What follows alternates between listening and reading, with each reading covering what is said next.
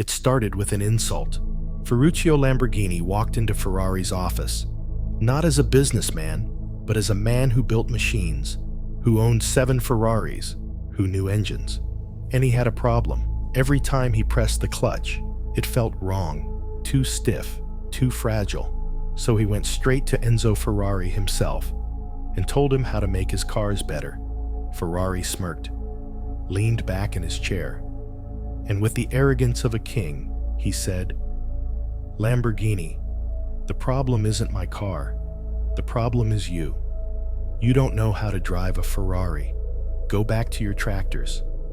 That was the moment everything changed. Lamborghini walked out of that room with one mission: beat Ferrari at his own game. And soon, the world would witness something no one thought possible. A machine so fast, so untamed, it made Ferrari look ancient overnight. This is the story of Lamborghini. You know, Lamborghini wasn't supposed to exist. If things had gone the way they were meant to, if the world had followed its plan, Ferruccio Lamborghini would have spent his life building tractors. Good tractors, the best in Italy, sure, but nothing more. No roaring V12s, no scissor doors, no midnight blue Diablos tearing down the highway, none of it. But fate. Fate has a way of messing with people who think they know their place. One moment, you're fixing a problem. The next, you're rewriting history. See, Ferruccio wasn't born into wealth. He wasn't a race car driver. He wasn't some genius engineer with dreams of building supercars. He was a farm boy. Grew up in a small village, surrounded by dirt roads and fields stretching to the horizon. But even then, he had a way with machines. He could take an old, broken tractor and make it purr like a brand new one. After the war, when the world was trying to put itself back together, Ferruccio saw an opportunity. He built his own tractors, stronger, better, faster than anyone else's. And before long, he wasn't just fixing machines, he was making them.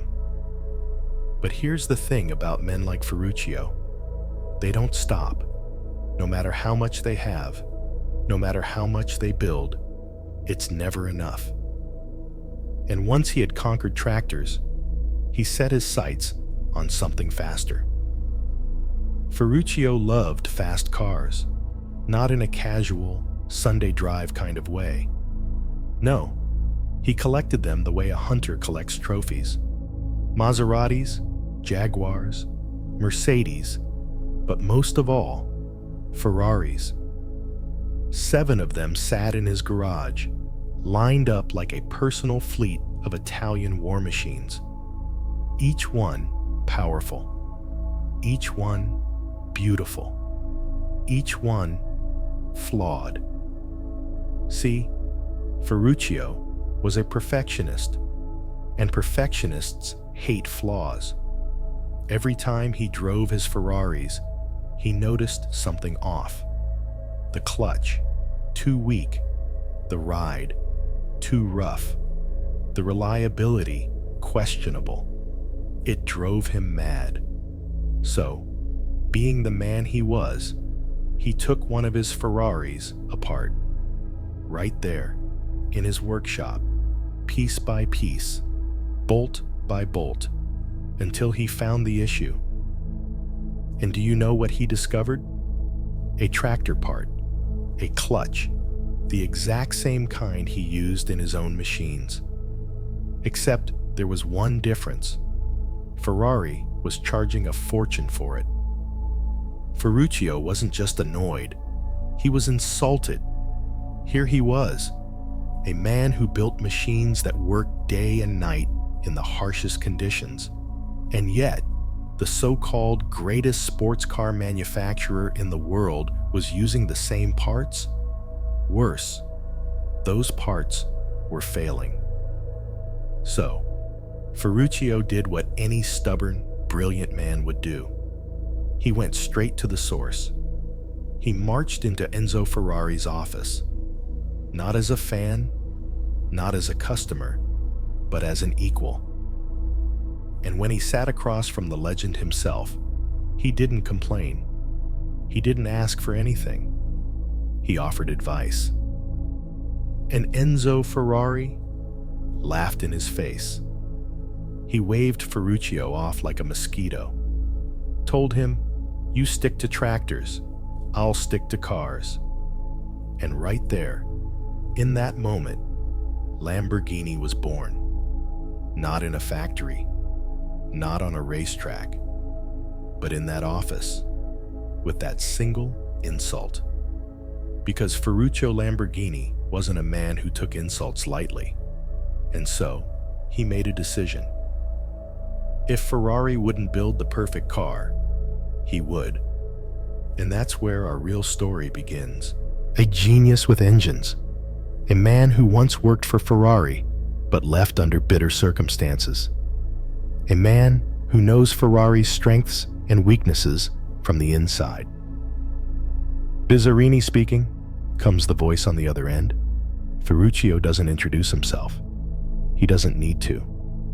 "I want an engine," Ferruccio says, leaning against his desk. "A V12, stronger than anything Ferrari makes, more refined, but still savage." A pause.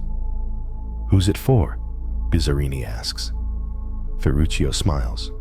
"Me." There is silence, then a quiet chuckle.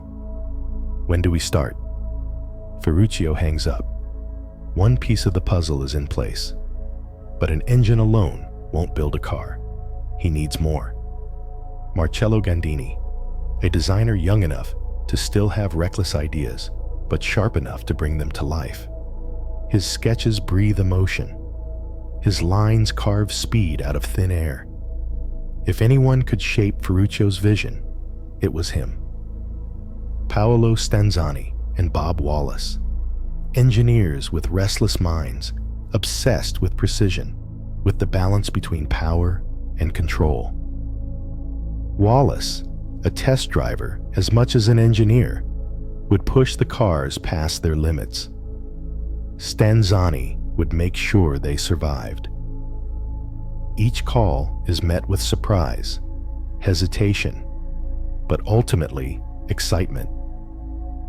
By the end of the day, Ferruccio leans back in his chair, staring at the ceiling. He has his team. The war against Ferrari has begun. The factory air smells of oil and steel, but inside the small room where Ferruccio and his team sit, there's something else in the air: anticipation. Papers spread across the table, sketches stacked upon sketches, lines drawn and erased in pursuit of something that does not yet exist. Ferruccio leans forward, his sleeves rolled up, his eyes locked on Marcello Gandini's hands. The young designer barely lifts his pencil before Ferruccio speaks. "No wasted lines," Ferruccio says. "No softness. It must be powerful at a glance." Gandini nods, but says nothing. His pencil moves. A long, sharp silhouette takes shape. Low, aggressive, wide.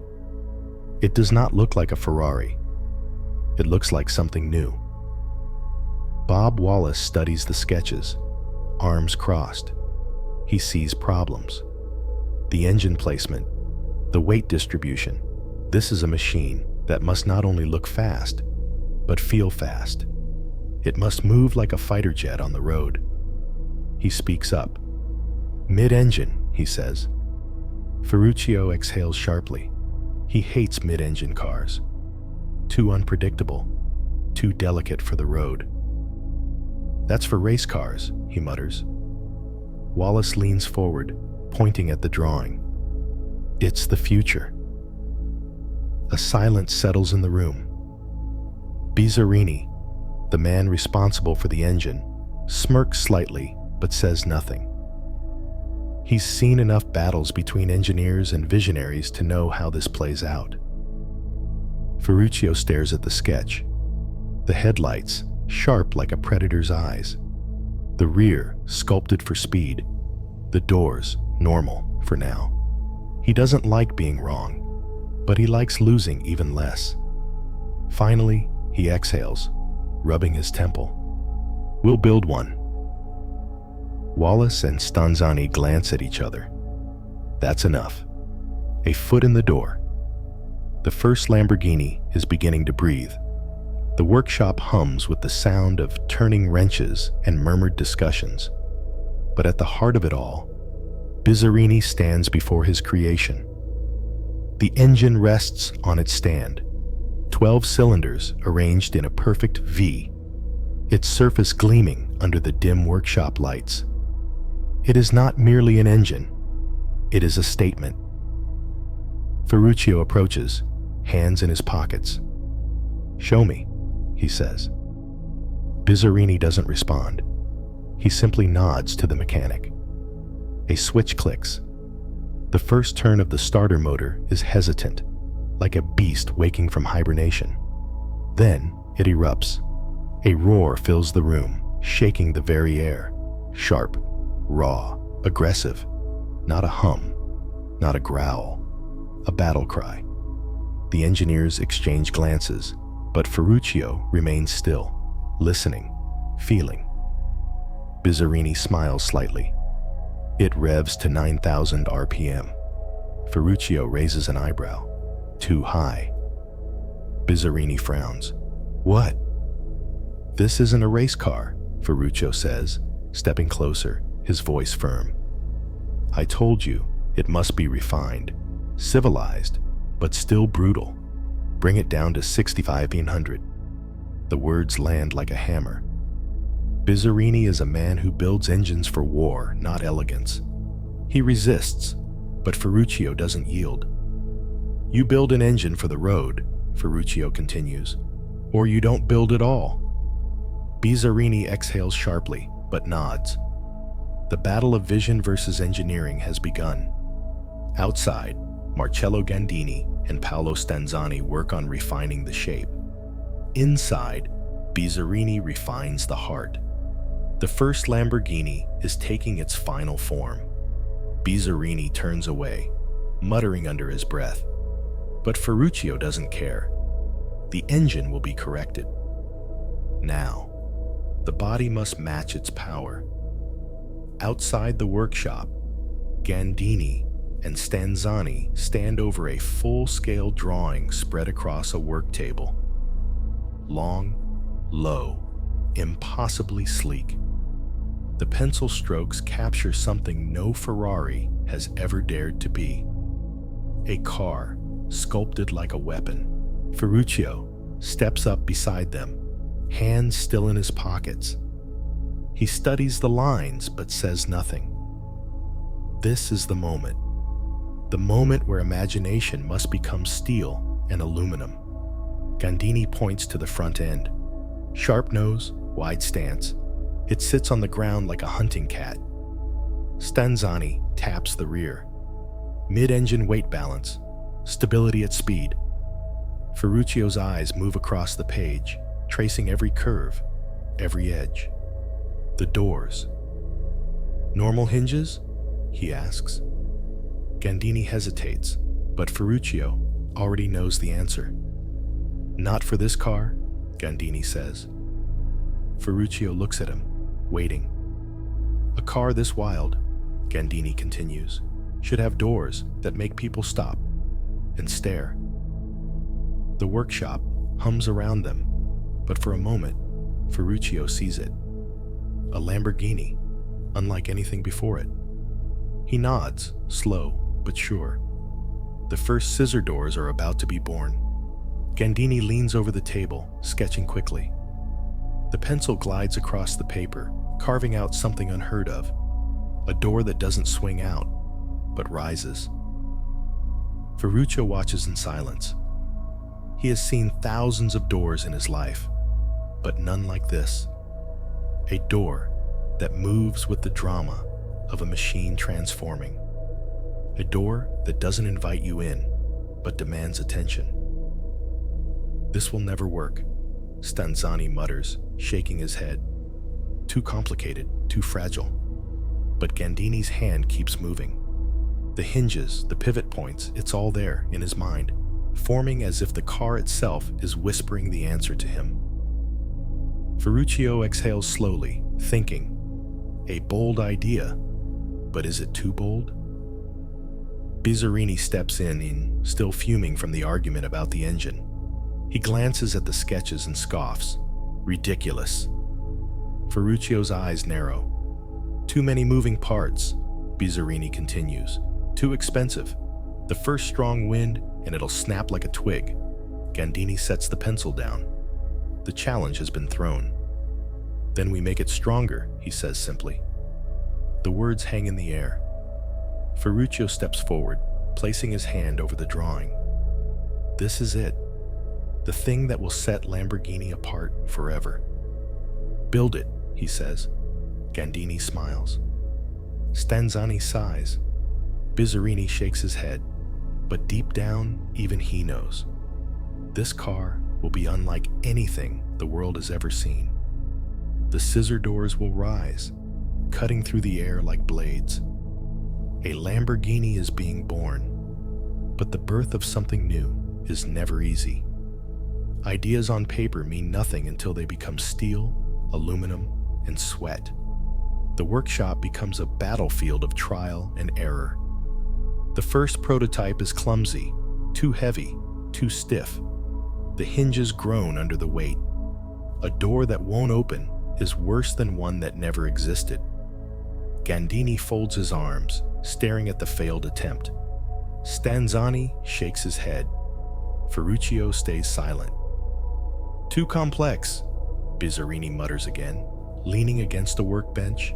"I told you." Gandini's jaw tightens. He won't be the man who gives up. "Again," Ferruccio says. His voice is quiet, but there's no arguing with it.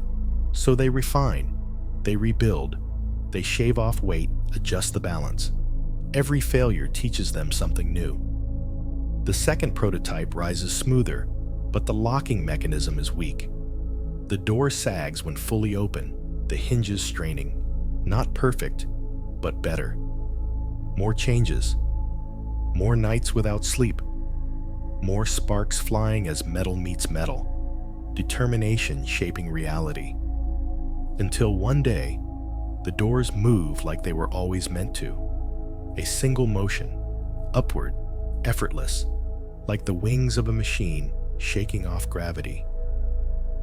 Ferruccio stands back, watching as Gandini lifts the door with 2 fingers. No resistance, no struggle. Perfect balance. Bizzarini watches too, but says nothing. "It's not just for show," Stanzani murmurs. "In tight spaces, normal doors are useless. These," he gestures at the rising blade of metal, "these make sense." Ferruccio exhales, nodding slowly. "A Lamborghini must never be ordinary. Lock it in," he says. "This isn't an experiment anymore. This is Lamborghini." But the doors are only one piece of the puzzle. A car isn't remembered for how it opens.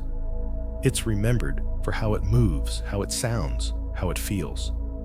The chassis is laid out, long and low, wrapping around the V12 like a suit of armor. Every inch is designed for one thing: speed. But speed isn't enough. It must shock. It must demand attention. It must leave people breathless. Stanzani steps back from the engine bay. The heart of the beast is finally in place. "Start it," Ferruccio says. The key turns. The fuel pump whines, a deep mechanical churn, then a detonation. The V12 catches, sputtering for a second before settling into a throaty, uneven idle. Smoke curls from the exhaust. The sound bounces off the workshop walls, raw and untamed. Gandini grins. Ferruccio listens, eyes half closed. feeling the vibrations in his chest. Bizzarini walks forward, hands in his pockets. He doesn't say anything at first, but they all see the small, almost imperceptible nod. It lives. The Countach prototype is no longer a drawing, no longer an idea. It is metal, oil, fire. But it's far from ready. The road is waiting. The air inside the Lamborghini workshop was thick with burning oil and gasoline, but the scent barely registered anymore. Gian Paolo Dallara stood with arms crossed, staring at the machine in front of him, the LP500 prototype, the first true form of the Countach. It was low, wide, and alien, a shape that shouldn't belong in the real world, but paper sketches and wind tunnel models couldn't prepare them for reality. They had tested the engine on a bench, watching it scream to life under artificial conditions. But now, bolted inside the car, it was a different beast entirely. The first time the ignition turned, the V12 didn't purr. It howled. The entire room felt smaller, swallowed by the deep metallic roar. But there was no celebration, because something was wrong. The team had barely let the engine warm up before steam hissed from the vents. Temperatures were climbing too fast. The cooling system, designed for raw speed, wasn't working. If they pushed it now, they wouldn't just lose the car. They might set the whole garage on fire. Dallara's hands gripped the edge of the workbench. The car was fighting back. It always would. The air inside the workshop was no longer filled with excitement. It was thick with frustration. The Countach wasn't cooperating. The overheating problem wasn't a small inconvenience. It was a catastrophe waiting to happen. If the engine kept boiling itself alive, the Countach would never leave this garage. Dallara exhaled slowly, trying to think. The V12 was everything. It was the heart of the car, the soul of Lamborghini. But what good was an engine that could tear through the air at insane speeds if it couldn't even keep itself from self-destructing? They needed a solution, fast. He turned to Bob Wallace, Lamborghini's lead test driver, the man who had no patience for cars that couldn't keep up. Wallace had driven everything from Miuras to race prototypes, and he had one rule: a car should never feel like it's trying to kill you unless you want it to. But this was something else. Wallace crouched beside the rear of the Countach, where the side-mounted radiators were supposed to be pulling in air to cool the engine. He placed a gloved hand over one of the intakes, waiting. No strong airflow, no cooling. He turned back to Dallara, shaking his head. "It's starving," Wallace muttered. The design of the Countach was so extreme, so unconventional, that it wasn't breathing properly. Those aggressive wedge-shaped angles, that low-slung profile, they looked fast, but the air wasn't reaching where it needed to go. It was cooking itself alive. Dallara wiped sweat from his forehead. They had to rethink everything, but there was no way Lamborghini would let them ruin the design. Marcello Gandini, the designer, had created something out of science fiction. To change the bodywork would be to admit defeat. So, instead of changing the car's shape, they changed its lungs. Dallara and his team ripped apart the cooling system and started from scratch. They angled the radiators differently, tweaked the intakes, and reworked the entire airflow pattern. They weren't engineers anymore. They were surgeons. If they didn't get this right, the Countach wouldn't survive its first real test. After weeks of redesigning, welding, and testing, They were ready to fire up the engine again. Wallace slid into the cockpit. He didn't need instructions. His foot hovered over the throttle, and for a moment, the entire room held its breath. Then, the ignition clicked. The V12 screamed to life. This time, there was no steam, no choking, no overheating. The cooling system was finally doing its job. Dallara exhaled, but he didn't relax. They had won this battle, but there were still countless more to come. Wallace smirked. Now, they could finally drive the damn thing. But would it survive the road?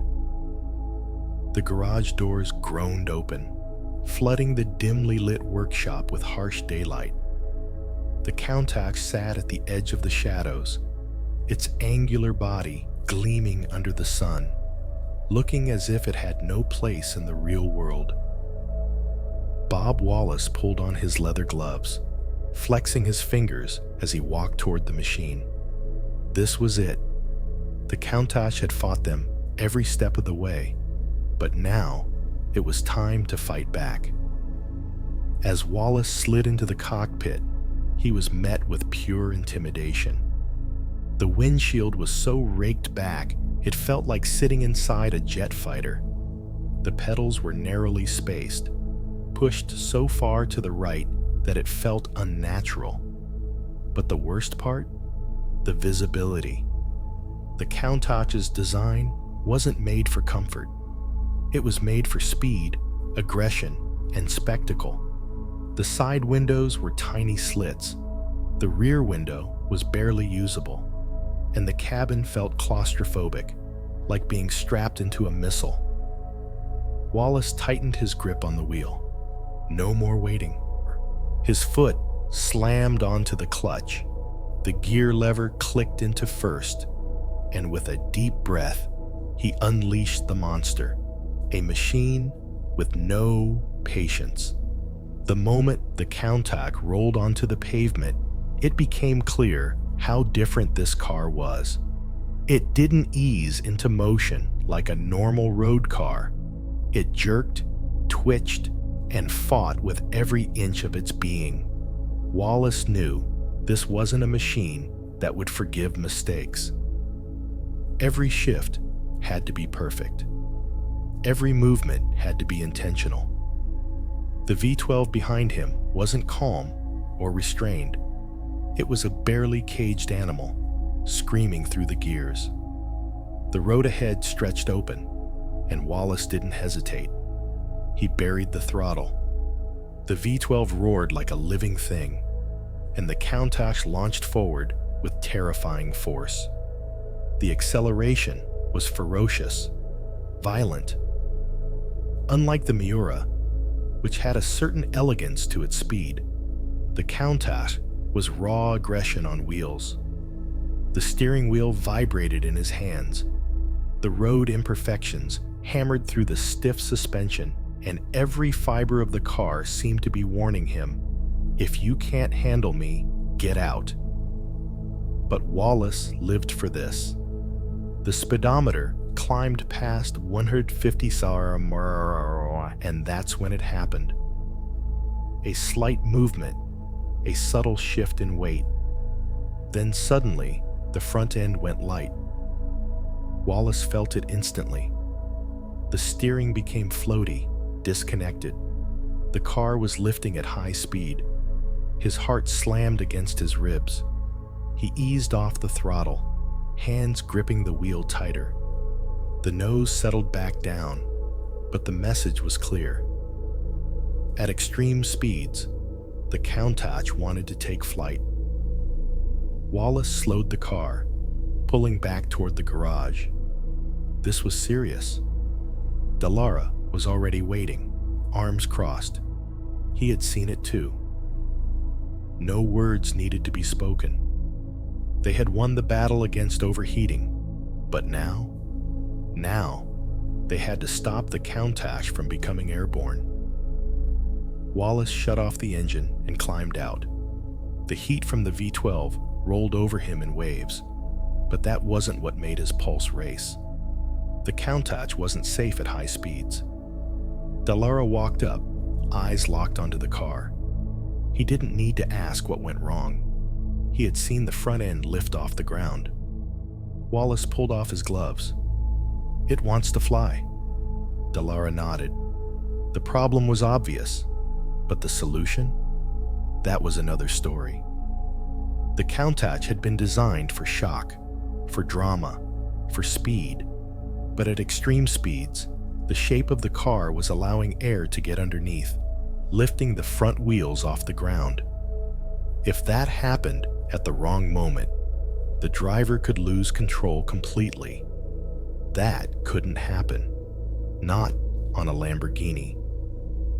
Dallara walked around the car, tracing his fingers along its sharp lines. The Miura had been fast, but it had never fought against the road like this. The Countach wasn't battling the pavement. It was trying to escape it. But there was a problem.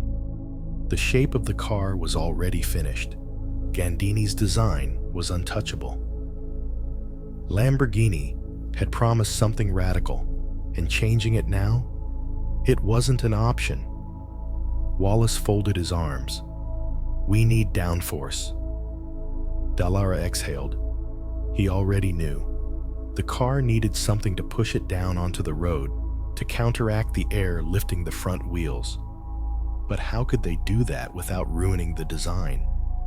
They started testing solutions. Spoilers, splitters, anything that could force the front of the car to stay planted. But everything they tried either didn't work or looked ridiculous. Then, an idea struck. What if they added something to the back of the car instead? A wing, not for show, but for survival. They crafted a high-mounted spoiler that would create more downforce on the rear wheels, keeping the front end from lifting. It wasn't the perfect solution, but it was something. The first time they bolted it onto the car, Wallace stared at it in silence. The Countach already looked like a spaceship on wheels. Now, with the wing, it looked like it had come from another planet. Dallara sighed. "We need to test it." Wallace smirked. He was already getting back into the car. The Countach was about to fight back. Wallace gripped the wheel, eyes locked on the empty stretch of road ahead. The new wing was bolted down, but would it actually work? Only one way to find out. He fired up the V12. The garage walls shook as the engine growled to life. Mechanics stepped back, shielding their ears. This wasn't an engine. It was a war cry. Wallace rolled the car forward, feeling the stiff suspension bounce over the cracks in the pavement. The Countach wasn't built for comfort. It was built for dominance. With a deep breath, he pressed the throttle. The acceleration was as brutal as before. First gear, instant force. Second gear, the car snarled, tires gripping hard. Third gear, speed climbing fast. The Countach wasn't fighting him anymore. Wallace could feel it. The rear wing was forcing the car down onto the road, where the front had once felt light and unstable. Now, it stayed firm. Planted, controlled, he pushed past 150 mph. No sudden lift, no floating feeling. The car had finally learned to stay on the ground. Wallace let out a breath he hadn't realized he was holding. Back at the garage, Dallara stood waiting. Wallace pulled up, climbed out, and nodded. That was all Dallara needed to see. The Countach was ready. The team gathered around, some still unsure about the massive wing sitting on the back. Would people accept it? That answer came soon enough. When Lamborghini revealed the updated Countach, people went wild. The wing didn't ruin the car. It made it legendary. It became an icon of the 1980s, a dream car, a poster on bedroom walls. Even if the wing didn't actually make the car faster, it didn't matter. It made the Countach unforgettable. But Lamborghini had no time to celebrate. The world was changing, and they had to keep up. Something even wilder was coming next. The Countach had transformed into something even more extreme, but inside the factory, perfection came at a cost. Lamborghini wasn't Ferrari. They didn't have endless funds or a racing empire keeping them afloat. Every decision mattered. Every mistake was a risk. Gallardo had done his part. The Countach handled better than before. But now, another problem loomed over them: production. Building something as wild as the Countach wasn't easy. The sharp angles, the scissor doors, the monstrous V12 packed behind the driver, all of it meant that each car had to be built by hand. Unlike Ferrari, who had fine-tuned an assembly line, Lamborghini still relied on craftsmen, shaping and assembling everything piece by piece. But that wasn't the only problem. The scissor doors, the very thing that made the Countach look like a machine from another world, weren't supposed to exist. Marcello Gandini, the genius behind the design, had always been a radical thinker. But radical ideas often led to radical problems. The first time they tried the doors, they almost didn't work. They were supposed to lift up smoothly, but the mechanism jammed more often than it succeeded. The hinges had to be strengthened. The angles had to be reworked. If the balance was even slightly off, the doors wouldn't close properly. Gandini wouldn't give up. The doors were essential. They weren't for looks. They were the solution. The Countach sat so low to the ground, with such high side skirts, that traditional doors wouldn't have worked. Drivers needed to lift the doors, step over the wide frame, and lower themselves in. It wasn't just a design choice. It was a necessity. Finally, after weeks of trial and error, the mechanism was perfected. The scissor doors became a Lamborghini trademark. But even as the Countach was turning heads, something darker was happening behind the scenes. Lamborghini was running out of money. Fast. The Countach was a masterpiece, but masterpieces don't come cheap. Inside the factory, workers moved carefully, welding frames, shaping body panels, hand-assembling the monstrous V12s that would bring each car to life. But the deeper they went into production, the more the cracks in Lamborghini's foundation began to show. Each Countach took weeks to build. The process was slow, meticulous, expensive. But buyers were lining up, desperate to own a piece of the future. Money should have been pouring in, but it wasn't. Ferruccio Lamborghini, the man who had built the company from the ground up, was no longer in control. Ferruccio had fought through crisis before. The oil embargo, government restrictions, supply shortages. He had survived it all. But the 1970s were different. The supercar business was unstable. Fuel prices were skyrocketing.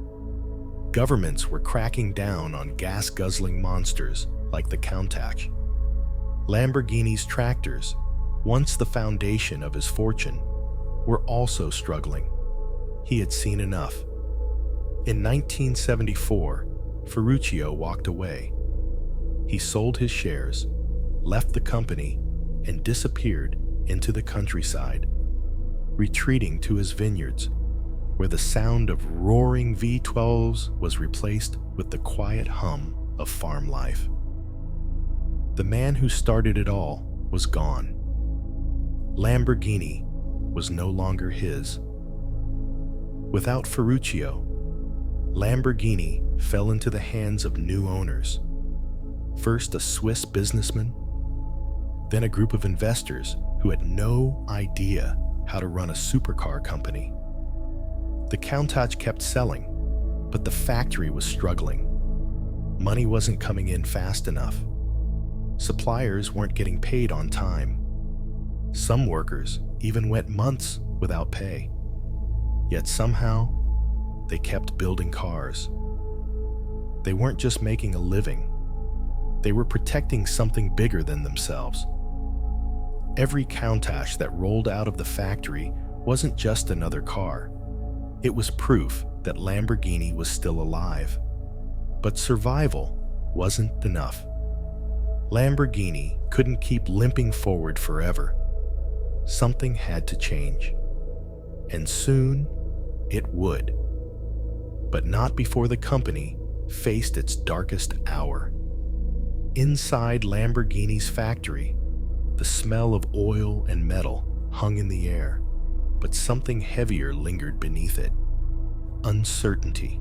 Workers showed up every morning, hands covered in grease, eyes scanning parts that were becoming harder to find. Suppliers were refusing shipments. The people who provided Lamborghini with metal, wiring, and glass were tired of waiting for payments that never arrived. Yet, somehow, the Countach was still being built. Nobody wanted to admit the truth. The company was bleeding money. Each car that left the factory was a miracle. But miracles weren't enough to keep the doors open. Outside, Lamborghini's name still carried power. The Countach was a phenomenon. Posters of its sharp, impossible shape covered bedroom walls across the world. It had become an icon before it even hit full production. But posters didn't pay bills. Investors scrambled to keep the company alive, but nobody could agree on a solution. Some wanted to push for more production. Others wanted to cut costs. Nobody had a real plan. And then, in 1978, the inevitable happened. Lamborghini declared bankruptcy. For the first time in years, the factory floor fell quiet. Machines that once hummed with life stood still. The scent of burning fuel, the echo of hammers striking metal, all of it disappeared. The dream was slipping away. But even as Lamborghini faced its darkest moment, something was happening behind closed doors. The Countach had given Lamborghini its identity, but now it needed something more, a savior. And soon, that savior would arrive, but not in the way anyone expected. The gates of Lamborghini's factory stood frozen in silence. Inside, dust settled over unfinished Countachs. Machines, once alive with sparks and fire, stood still. The scent of fuel and oil lingered, but the sound of workers, the heartbeat of Lamborghini, was gone. It should have been the end. But legends don't die easily. Across the world, Lamborghini was still a name people spoke with reverence. Investors circled like vultures, hoping to pick at the remains of something they could never truly understand. But one name stood apart from the rest: the Mimran family. Jean-Claude and Patrick Mimran weren't car builders. They were businessmen. They had built an empire in sugar production, but where others saw a lost cause, they saw an opportunity. Lamborghini wasn't dead. It was waiting. In 1980, the Mimrans took control, not as scavengers, but as believers. The factory roared back to life. Workers returned, uncertain but hopeful. Suppliers started shipping parts again. The Countach, the very machine that had pushed Lamborghini to its limits, was now its best hope of survival. But survival wasn't enough. Lamborghini needed more than a rebirth. It needed to prove it could still stand at the top. The world was watching. One misstep, and everything Ferruccio had built would crumble for good. Would the Countach be enough to bring Lamborghini back? The answer was waiting on the horizon. but it would come at a cost. Engines rumbled once more inside the Sant'Agata factory, but Lamborghini was still walking on a knife's edge. One wrong move, and everything would collapse again. Jean-Claude Mimran understood this. Lamborghini needed more than survival. It needed a statement. The Countach had already shocked the world, but it was time to push further, bolder, faster, louder. The engineers knew small improvements wouldn't be enough. The next Countach had to be something unforgettable, something that would remind the world why Lamborghini existed.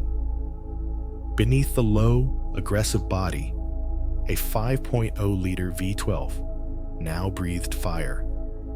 More power, more speed, more presence. But performance wasn't the only thing changing. The Countach's design evolved. Wider fenders stretched over massive tires. A brutal, angular front end made it look even more like a machine from the future. Then came the wing. At first, it wasn't even functional. Just a dramatic, absurd addition. But customers wanted it. They wanted the outrageous, untamed presence of a machine that defied every rule of design. It didn't need logic, it needed attitude. On the streets, the Countach LP100S wasn't just fast. It looked like speed itself. Ferrari had its sleek, elegant machines. But Lamborghini was something different, something wilder. But even with the Countach dominating posters, Lamborghini's battle wasn't over. Ferrari was watching. Porsche was watching. The world was changing, and Lamborghini couldn't stop moving. If they did, the Countach wouldn't be enough to save them. They needed something even bigger, something unexpected, and it was coming. The Countach had become a legend, but Lamborghini was still fighting for survival. Jean-Claude Mimran knew one thing. Playing it safe had never been Lamborghini's way. But this next move, it was madness. A Lamborghini for the desert. The LM02, a machine that shouldn't exist. Supercars belonged on smooth roads, their tires gripping asphalt, their engines roaring in city streets. But Lamborghini was about to build something completely different. A massive, armored brute. An off-road monster with a V12 heart. It started as a military project. An experiment to create an all-terrain vehicle for the toughest environments on Earth. The first attempt, the Cheetah, had been a failure. Too slow, too awkward. But Lamborghini wasn't done. Engineers took the idea and rebuilt it from the ground up. The LM02 was born. Sharp edges, towering stance, an unstoppable presence. But here's where things got truly insane. Instead of a diesel engine, like a military vehicle should have, Lamborghini decided to throw in a Countach V12, a 5.2-liter powerhouse designed for high-speed supercars, now sitting inside a machine built to crush sand dunes. It didn't make sense, but that's why it was perfect. The Rambo Lambo takes over the world. No one expected the LM002 to exist, but once it did, the world couldn't look away. Arabian sheikhs, rock stars, Hollywood legends, they all wanted one. It was ridiculous, unnecessary, but absolutely irresistible. The moment it touched the sand, the LM002 didn't just perform, it dominated. The wide tires churned through dunes like nothing else, while the V12 screamed in a way no off-roader had before. But Lamborghini hadn't forgotten its roots. This wasn't a company that built sensible machines. They built icons. And the LM02? It was proof that Lamborghini could take anything and make it extraordinary. But while the LM02 was making headlines, deep inside the factory, another project was beginning. Something even wilder. A machine that would change Lamborghini forever. The LM02 was loud, absurd, and impossible to ignore. But Lamborghini's heart still belonged to speed. Jean-Claude Mimran had saved the company, but even he knew that Lamborghini couldn't survive on off-road monsters alone. A new flagship was needed. Something radical. Something beyond even the Countach. And deep inside Sant'Agata, the next chapter was already taking shape. The engineers at Lamborghini had spent years working with the Countach. They had refined it, sharpened it, and pushed it to the limits. But now, a new challenge stood before them. What comes after a legend? The answer had to be more than just another supercar. It had to be the future. The team, led by Chief Engineer Luigi Marmaroli, wanted something wilder, sharper lines, more power, better handling. They studied Ferrari, Porsche, and every other rival. The next Lamborghini couldn't just be a competitor, it had to be untouchable. The first sketches were otherworldly. A machine lower, wider, and even more aggressive than the Countach. A true beast. But this time, Lamborghini wanted more than just looks. Speed was the goal. Real, undeniable speed. The team aimed for a top speed over 320 km/h, 200 mph. No Lamborghini had ever reached that mark before. It was unheard of. But if Lamborghini wanted to cement itself as the king of speed, the Diablo had to break barriers. The design was brutal. Sharp angles carved into the wind. A cabin pushed forward, forcing the V12 engine to sit like a predator waiting to pounce. Underneath it all, a 5.7-liter naturally aspirated V12 growled to life. Its sound alone enough to send shivers down any spine. But Lamborghini wasn't done pushing limits. They wanted the Diablo to handle like nothing before. More power, more balance, more insanity. Ferrari was already preparing its answer, and the battle for the fastest car in the world was about to begin. But first, Lamborghini had to face something even more unpredictable. A change in leadership that would shake the company to its core. The Diablo was taking shape, a machine sharper than anything Lamborghini had built before. Every line, every bolt, every breath of its V12 was sculpted for one purpose: to be the fastest car in the world. But before it could even touch the road, everything changed.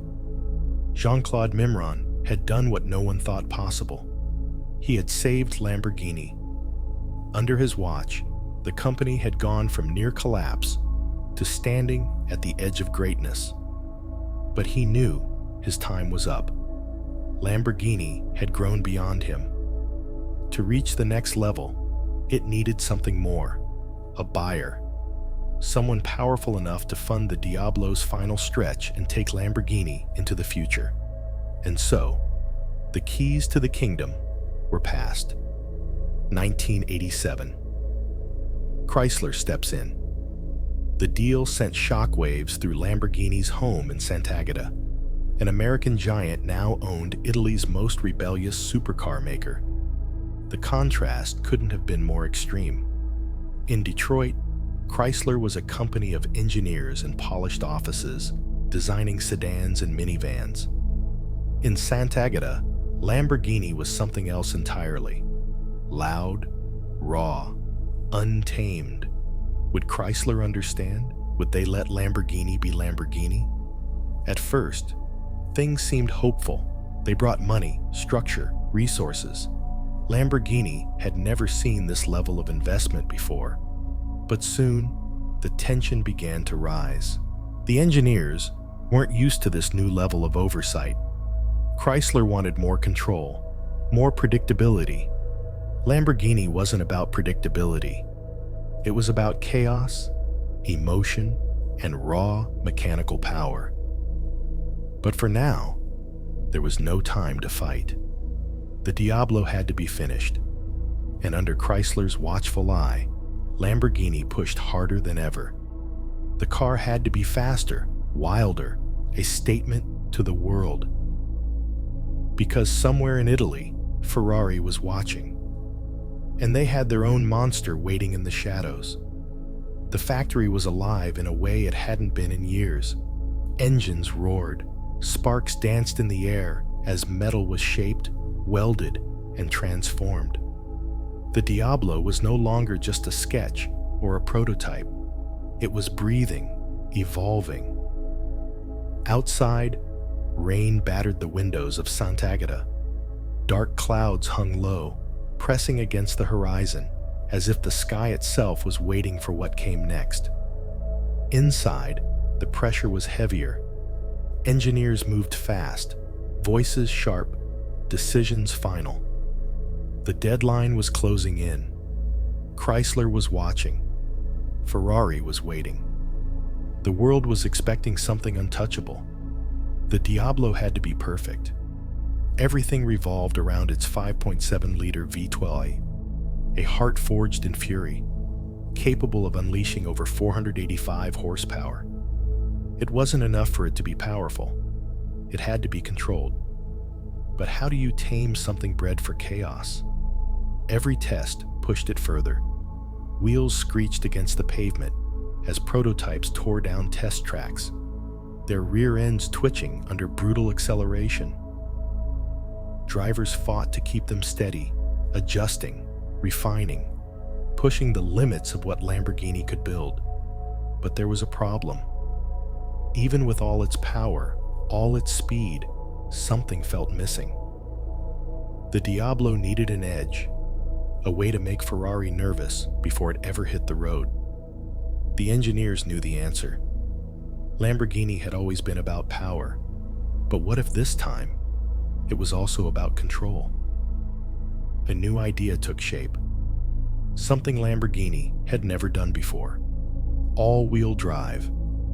The Countach had been a beast barely held together by human reflexes. But the Diablo could be different. It could grip, bite into the asphalt, and launch forward with terrifying precision. Some fought the idea. Lamborghini had always been about pure, untamed power, but Chrysler liked it. With all-wheel drive, the Diablo would be something Ferrari couldn't match. But not every Diablo would get it. Some would remain rear-wheel drive, raw, untamed, for those who wanted the chaos. The choice was made. The Diablo would arrive with more power, more speed, and, for the first time, a version that could command all four wheels. And just as the final tests began, a single, undeniable truth filled the air of Sant'Agata. The Countach had been a revolution. The Diablo would be a declaration of war. Rain tapped against the factory's metal roof, a steady rhythm that seemed to echo the heartbeat of the workers inside.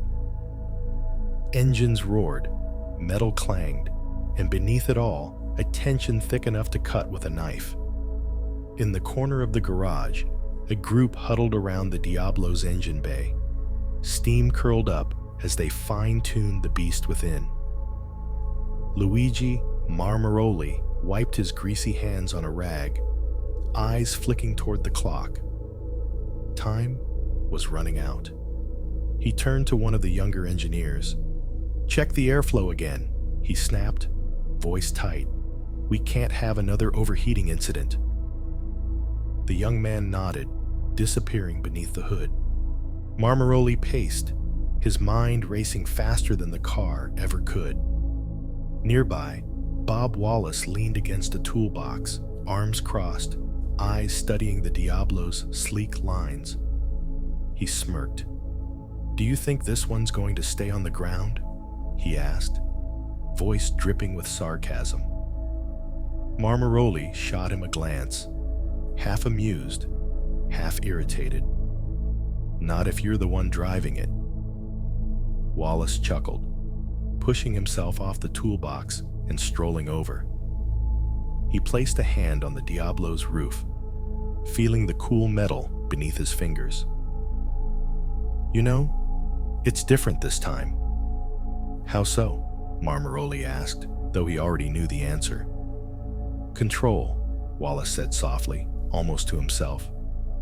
"It's not just about power anymore. We're making something that grips." Marmaroli nodded, his gaze shifting to the tires.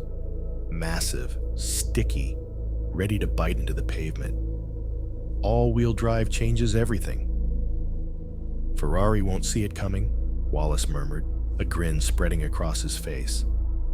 But not everyone was convinced. From the shadows, a voice cut through the hum of the workshop. "All-wheel drive?" It was Gandini, the legendary designer. His face was hard, his eyes sharp. "You're building a machine that fights against itself. Lamborghini should be wild, unpredictable." Wallace turned, meeting Gandini's stare. Sometimes, unpredictability is overrated. Gandini stepped closer, the lines on his face deepening. "Lamborghini isn't about taming the beast, it's about embracing it." Silence settled between them. The rain outside grew louder, like a drum roll for the decision they had to make. Marmaroli broke the silence, his voice steady. "We'll offer both. Rear wheel for those who want the chaos, all wheel for those who want control." Gandini didn't reply. He turned away, his silhouette blending into the shadows of the workshop. Wallace watched him go, then glanced back at the Diablo. A machine caught between two worlds, chaos and control. "Let's hope the world's ready," he whispered, hands brushing against the cool metal. "Because this isn't just a car, it's a fight waiting to happen." The Diablo's headlights flickered on, cutting through the dim workshop like knives. The world was about to witness something it couldn't ignore. The glow of the Diablo's headlights painted sharp shadows across the garage floor. It sat there like a caged animal, waiting. The storm outside had grown, wind rattling the metal walls. But inside, the real storm was brewing in the minds of those standing before the machine. Bob Wallace rested a hand on the car's hood, feeling the warmth radiating from the engine beneath. "So," he muttered, breaking the silence, "when do we let this thing off the leash?" Marmaroli exhaled, rubbing his temple. The pressure had settled deep in his bones. The Diablo was their gamble. But was it the right one? The conversation with Gandini still lingered in his head. Wild or controlled? Chaos or precision? Lamborghini had always been about defiance. But this was something else entirely. A sudden clang rang through the garage as a wrench slipped from a mechanic's grip, crashing onto the floor. The young engineer cursed under his breath, shaking his hand where the tool had caught his knuckles. Wallace chuckled, walking over. "Nervous hands?" The kid looked up, embarrassed. "It's not that. It's..." He hesitated. Wallace raised a brow. "Go on." The young man wiped the sweat from his forehead. "This car," he said, voice low. "It doesn't feel like the others. The Countach, the Miura, those were mad, untamed. This one, it feels like it's calculating something." Marmaroli's eyes flicked toward the Diablo, its sharp, angular frame catching the dim light. It was a Lamborghini, but not like before. "I know what you mean," Wallace said, smirking. "It's the first one that looks like it's staring back at you." Outside, a gust of wind slammed against the doors, rattling them so hard the entire garage seemed to shake. A few of the younger mechanics flinched, exchanging glances. Marmaroli ignored the noise. He pushed himself off the workbench, grabbed a key from his pocket, and tossed it toward Wallace. It spun through the air, catching the light before landing in his palm with a soft slap. "You want to see what it really is?" Marmaroli asked. Wallace turned the key over in his hand. He didn't need to ask twice. A slow grin spread across his face as he stepped toward the Diablo. The moment had come.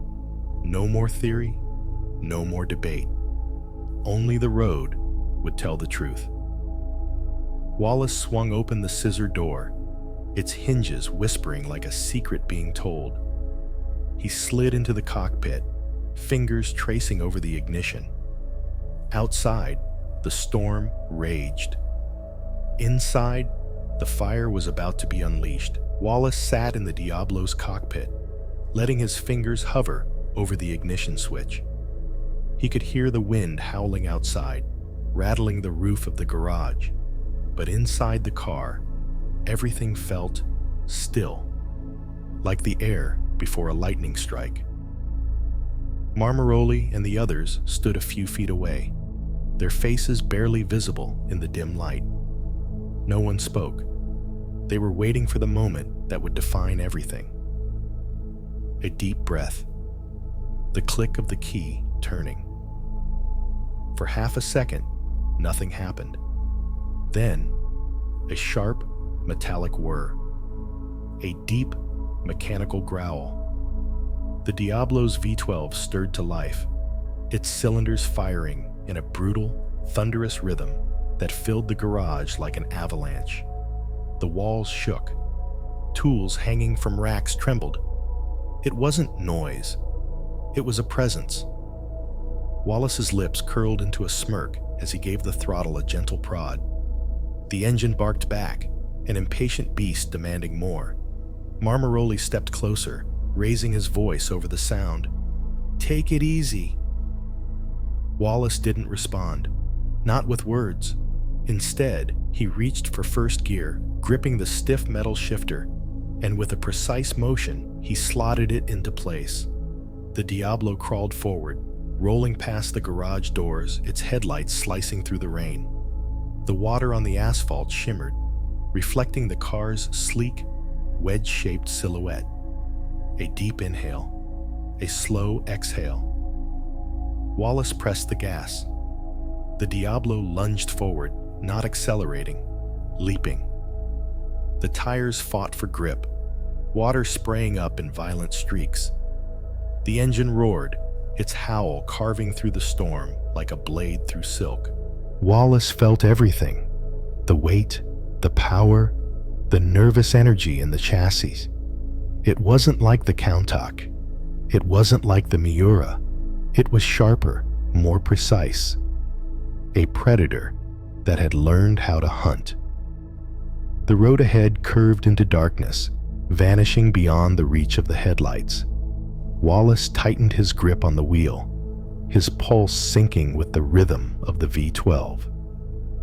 Time to see what this thing was really made of. The Diablo surged forward, slicing through the rain-soaked road like a spear thrown into the night. The wipers fought to keep the windshield clear, but the storm was relentless. Sheets of water hammered down, turning the road into a shimmering, unpredictable surface. Wallace's knuckles tightened around the wheel. The Diablo was no passenger's car. It demanded control, dominance. Every muscle in his arms worked to keep the nose pointed straight as the rear wheels flirted with the idea of slipping. He pushed harder. The V12 screamed, its voice echoing off the empty countryside. The acceleration was brutal, a force that pressed him into the seat like an invisible hand. The car danced between grip and chaos, the tires clawing at the soaked pavement. The road curved sharply to the left. Wallace flicked the steering wheel. Too much. Too soon. The Diablo snapped sideways. A bolt of adrenaline shot through his chest as the rear tires lost grip. The world tilted. The taillights reflected off the wet asphalt, flashing red streaks into the night. Wallace didn't panic. He let instinct take over. A quick countersteer, a measured throttle lift. The Diablo hesitated, fighting back like a beast refusing to be tamed. But Wallace had spent his life with machines like this. He knew their language, their limits. The tires found grip again. The car straightened. A breath he hadn't realized he was holding escaped his lips. He glanced in the rearview mirror. The curve behind him looked like the site of a near disaster. A laugh bubbled up in his chest. This car wasn't just fast, it was alive. He eased onto the gas again, this time with more precision, feeling the weight shift, the tires responding. The Diablo wasn't forgiving, it was demanding. But if you spoke its language, it would sing. He kept driving, pushing forward into the storm. The headlights cutting through the darkness, the sound of the V12 drowning out the rain. Back at the garage, Marmaroli stood in the doorway, arms crossed, listening. No crashes, no sirens. Just the fading roar of the Diablo, running deeper into the night. The rain eased into a soft drizzle, but Wallace barely noticed. The Diablo had his full attention. The way it moved, the way it responded, it was unlike anything he had ever driven. This wasn't a car, it was something more. He guided it onto a long stretch of road, a lonely highway disappearing into the night. No lights, no traffic, nothing but the hum of the asphalt beneath him and the growl of the V12 behind his shoulders. Wallace's foot pressed down, the Diablo surging forward as if it had been waiting for this moment. The speedometer climbed, 80, 100, 120 mph. The tires skimmed over the damp road, every bump, every imperfection translating through the wheel into his fingertips. The wind screamed past the windows. The headlights illuminated a path that seemed to stretch into infinity. It was freedom. It was control. It was raw, unfiltered power. But it was also dangerous. A small movement, a wrong calculation, and the Diablo wouldn't hesitate. It would punish. This was a machine that didn't forgive mistakes. It demanded perfection. Wallace respected that. A slight pull on the wheel, a measured press of the throttle. The Diablo responded like it was wired to his mind. It wasn't fighting him anymore. It was working with him. He felt the heartbeat of the engine behind him, steady and strong. He had driven fast cars before, but none that felt like this. This wasn't a machine you merely controlled. It was a living thing. Wallace exhaled, his pulse finally steady. He lifted his foot, letting the car slow. Ahead, the road dipped, leading back toward town. The lights in the distance shimmered through the mist. The test was over. But something inside him had changed. He knew, without a doubt, this car would redefine Lamborghini. Wallace pulled the Diablo into the garage, the engine ticking as it cooled. The scent of hot rubber and fuel lingered in the air, mixing with the metallic bite of the workshop. He sat for a moment, his hands still resting on the wheel. The car had tested him, challenged him, but now it felt like it had accepted him. Marmaroli stepped forward, arms crossed, waiting. His eyes scanned the Diablo, searching for signs of stress.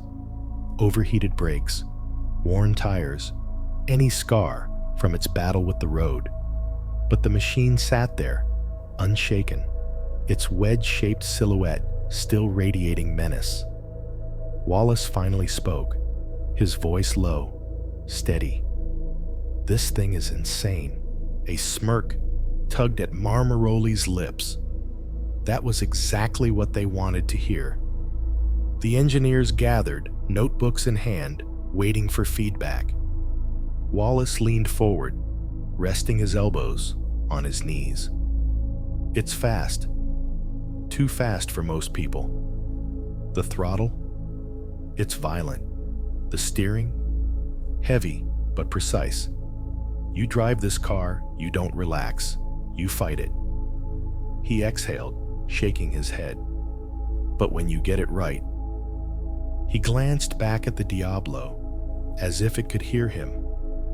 "It rewards you." The team exchanged looks. They knew what this meant. The Diablo wasn't for the faint of heart. Ferruccio Lamborghini had built his company to prove that supercars could be both powerful and refined. But the Diablo was something else entirely. This car didn't compromise. It didn't care about comfort. It wasn't trying to be polite. It was here to dominate. Marmaroli nodded, satisfied. He turned to the team. "Refine what we can. Keep the beast alive." The engineers scribbled notes, already calculating adjustments, but none of them wanted to soften what made the Diablo special. It had to remain wild, untamed, because that's what made it a Lamborghini. Wallace stood, stretching his fingers, his heartbeat finally settling. As he walked toward the exit, he glanced back one more time.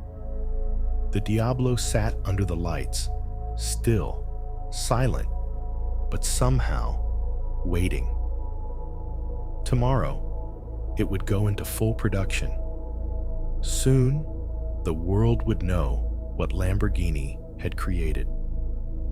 But for now, in the quiet of the garage, only they understood what this machine truly was. The grand stage was set. Geneva, 1990. Spotlights beamed down onto a platform draped in black, the air thick with expectation. Executives whispered. Journalists adjusted their cameras. Rival automakers leaned in, waiting to see if Lamborghini had truly created something worthy of its name.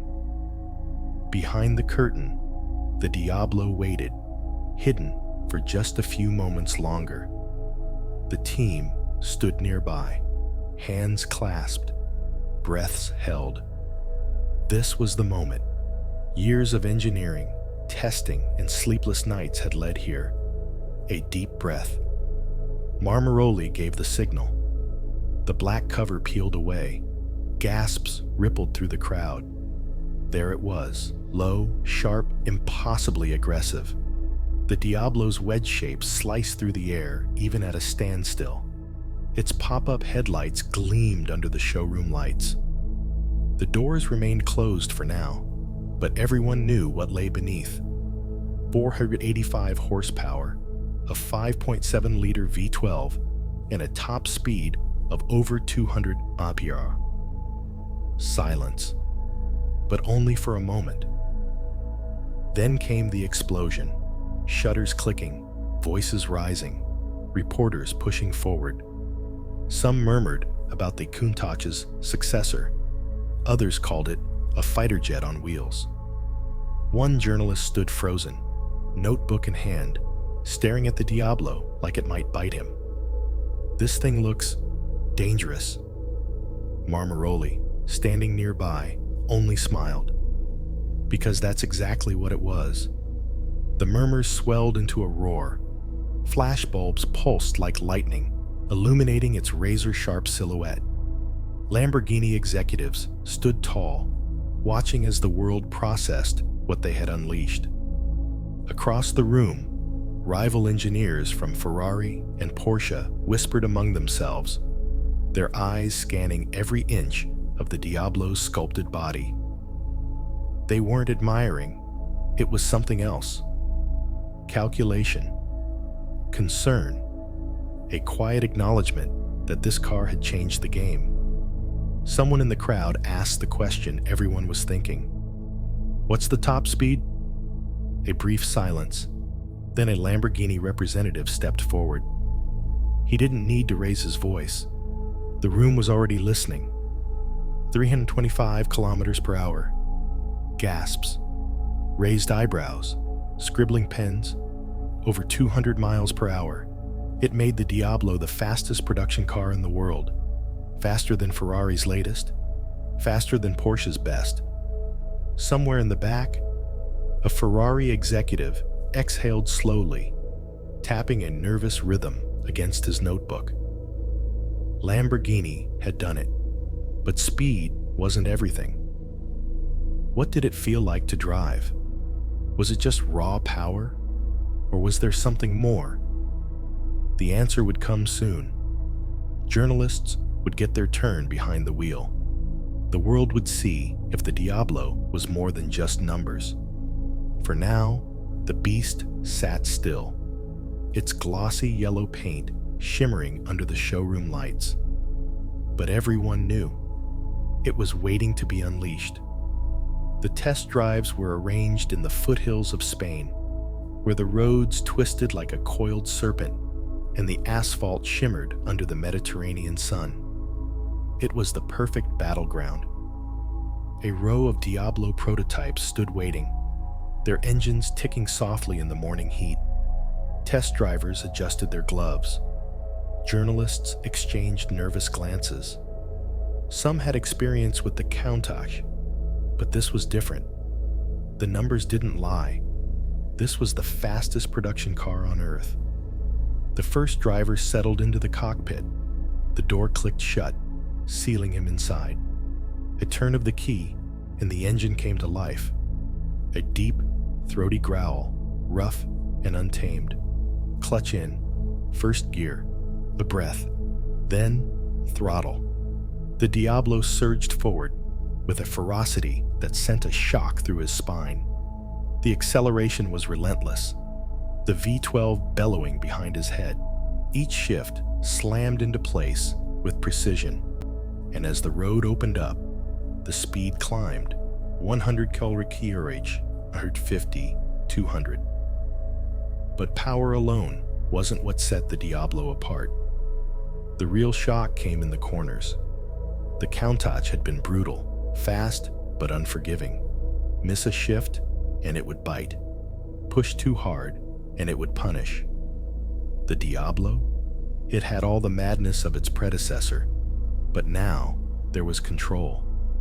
The chassis gripped the road, the steering responded instantly, and for the first time in a Lamborghini flagship, there was confidence.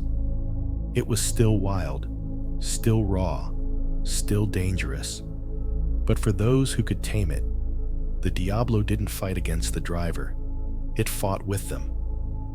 One journalist stepped out after his run, hands shaking slightly. He turned to the Lamborghini engineers standing nearby and exhaled. "It's like a lion. If you respect it, it won't kill you." Marmaroli grinned. That was the whole idea. Word spread quickly.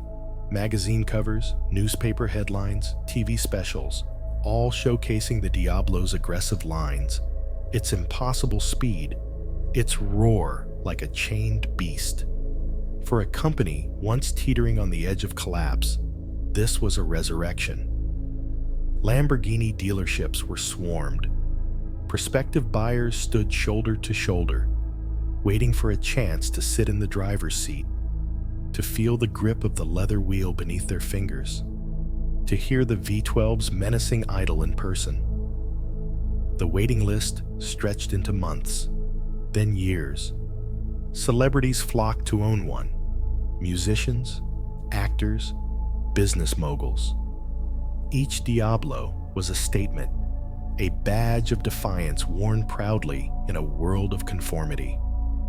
In Beverly Hills, a silver Diablo purred down Rodeo Drive, drawing glances from every corner.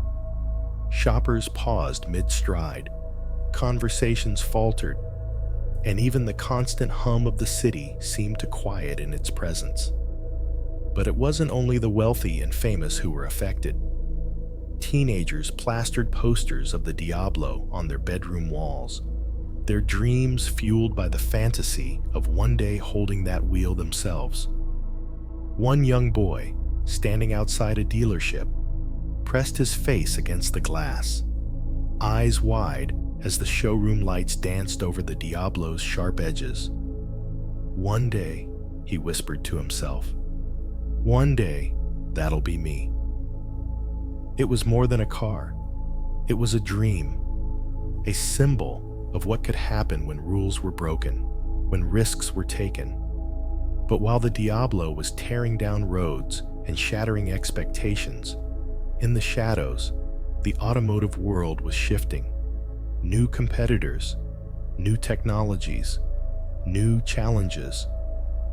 And as Lamborghini rode the high of its newest creation, the next battle was already forming on the horizon. Owners quickly learned that the beast lurking beneath the sculpted aluminum skin wasn't interested in playing nice. It had no electronic safety nets, no traction control, no mercy. If a driver wasn't careful, the Diablo would not hesitate to remind them who was really in charge. Some found that out the hard way. On the long, empty highways outside of Milan, a wealthy businessman pushed his brand new Diablo past 280 km/h. The wind howled against the bodywork. The V12 screamed behind his head. The world outside blurred into a tunnel of speed. But then, a sudden dip in the road. The suspension compressed violently. The nose twitched. The car bucked sideways. Before he could react, the Diablo snapped out of control, its rear tires clawing uselessly at the pavement. The guardrail came fast, too fast. A split second, a heartbeat, a deafening crash. The wreckage told the story. Power without respect was a deadly combination. Lamborghini engineers took note. The Diablo was a masterpiece, but it needed restraint, just enough to make it survivable for those who didn't have a race driver's reflexes. So, for the first time in Lamborghini history, they made a controversial decision. They gave the Diablo all-wheel drive. It wasn't easy. The purity of rear-wheel drive had been part of Lamborghini's soul, the thing that separated it from the rest of the world. But survival mattered more. If the Diablo was going to stay at the top, it had to evolve. Months of testing followed.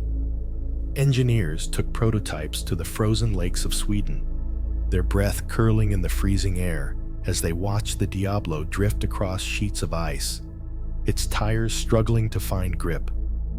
It was a battle between raw power and refined control. The result was the Diablo VT, viscous traction. Lamborghini's first attempt at taming its monster without caging it. The front wheels could now steal power when the rear ones lost their grip, keeping the driver from spinning into disaster. To some purists, it was betrayal. But to Lamborghini, it was survival.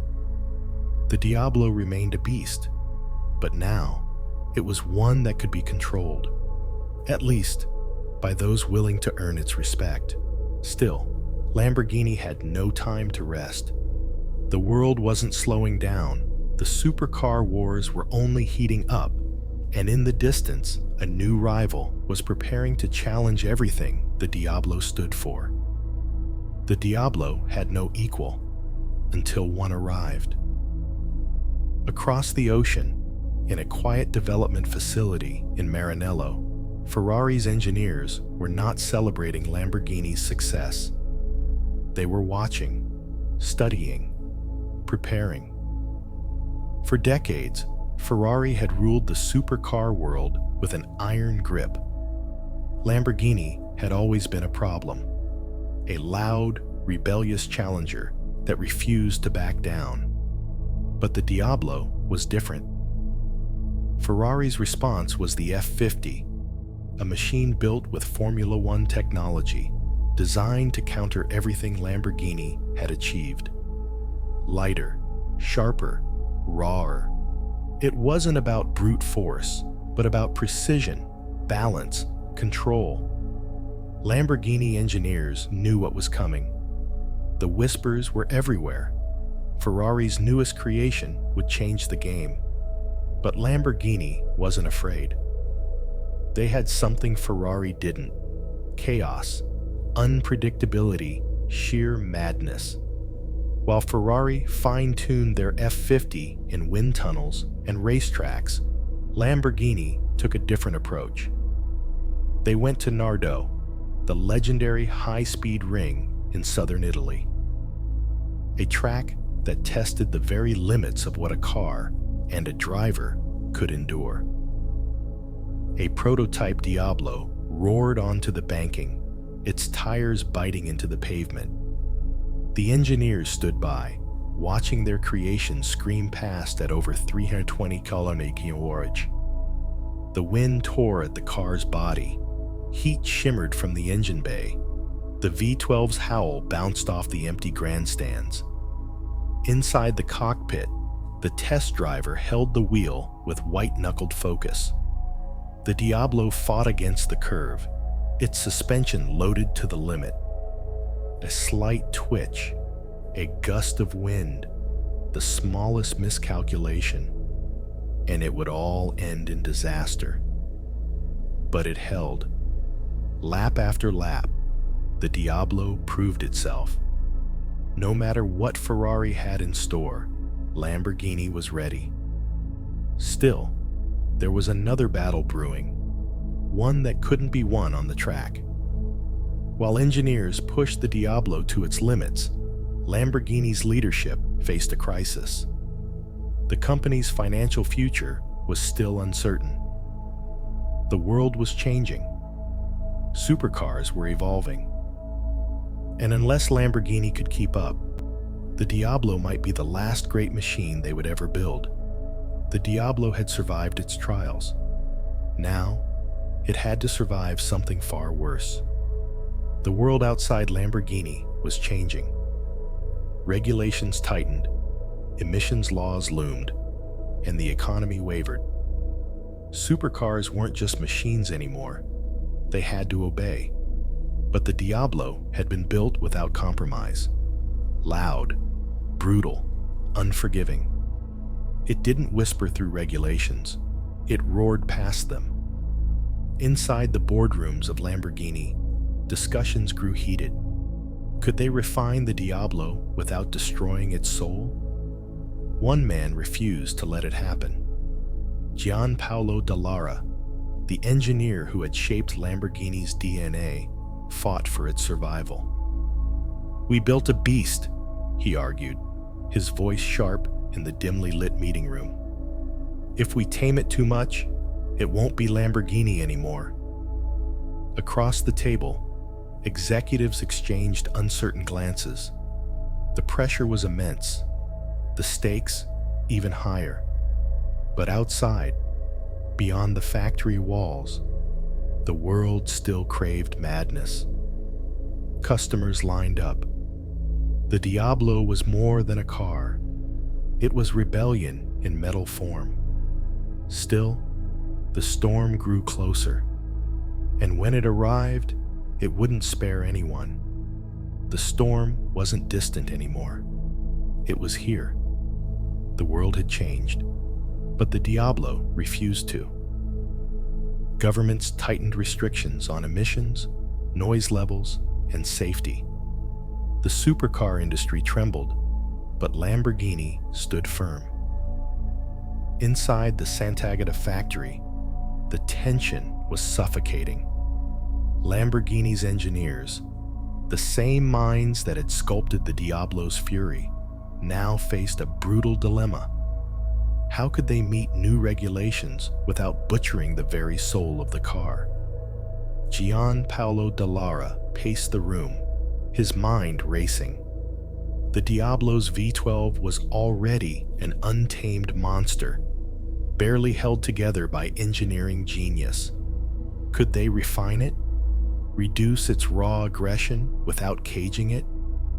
The answer wasn't obvious, but the consequences of failure were.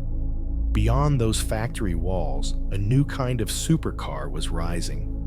McLaren entered the scene with the F1, a machine so light, so precise that it redefined what speed meant. Ferrari had its own weapon in development. If Lamborghini hesitated, it wouldn't just fall behind, it would be forgotten. Dallara knew what had to be done. The Diablo needed to evolve, not into something quieter, softer, or weaker, but into something even more fearsome. So, they began the transformation. A revised Diablo was prepared, one that could meet the world's demands while staying true to its savage nature. More power, better aerodynamics, sharper, faster, meaner. But time was running out. Because outside Lamborghini's gates, something even worse than regulations was coming. A financial catastrophe. The numbers didn't lie. They never did. Inside Lamborghini's offices, silence clung to the air like smoke. The financial reports were grim. Sales weren't meeting expectations. The Diablo was a masterpiece, but its price was astronomical, its audience limited. The world economy had begun to stumble, and supercars were the first luxury to be sacrificed. Executives sat in stiff chairs, eyes darting across spreadsheets filled with red ink. Lamborghini wasn't bleeding yet, but the wound was open. The factory workers felt it. The usual hum of Sant'Agata had changed, less metal clanking, fewer voices shouting, fewer cars rolling off the production line. The weight of uncertainty pressed on them. One afternoon, a meeting was called. The highest seats in Lamborghini's leadership gathered. Engineers, designers, and executives locked eyes, each waiting for someone to say what they all feared. The company is in trouble, one voice finally admitted. No one disagreed. The Diablo was too expensive, too exclusive, and despite its brilliance, it was being outsold by Ferrari's newer models. The McLaren F1 had stolen headlines. Lamborghini's legend was untouchable, but legends alone didn't pay the bills. Still, Lamborghini had one thing left: its fighting spirit. "We are not Ferrari," an engineer muttered under his breath. Not an insult, but a vow. Lamborghini had never played by the rules, so why start now? Ideas exploded across the room. New versions, special models, aggressive marketing, anything to keep the Diablo alive. But outside those walls, another force was circling. Something beyond regulations, beyond rival supercars. Ownership itself was about to change hands. Again. The signatures were inked before most employees even heard the rumors.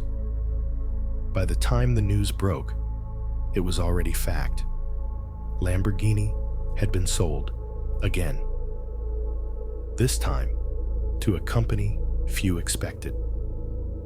Chrysler had tried to shape Lamborghini into an American-backed powerhouse, but the experiment was failing. Supercars weren't their expertise. The Diablo was incredible, but the business side was slipping through their fingers. Behind closed doors, negotiations unfolded in hushed voices. Investors circled like vultures, sensing weakness, but also opportunity. Lamborghini's identity was strong, its cars unmatched. But financial instability was a disease it couldn't shake. Then, the deal was made. Chrysler pulled out. The company was handed over to a group of Indonesian investors, Megatech. No one in Sant'Agata celebrated. This wasn't a rescue, it was survival. For the workers on the factory floor, life moved on. Engines still rumbled to life. The scent of fresh leather still hung in the air, and the Diablo still emerged from the assembly line. But something had shifted. Lamborghini had lost stability. The company had always walked a tightrope between genius and chaos. But now, that rope was fraying. Yet, the Diablo refused to die. It was still the most savage supercar on the road, still terrifyingly fast, still dripping with the raw spirit of Lamborghini. But deep down, those who had built it knew. If things didn't change, Lamborghini wouldn't survive to build another.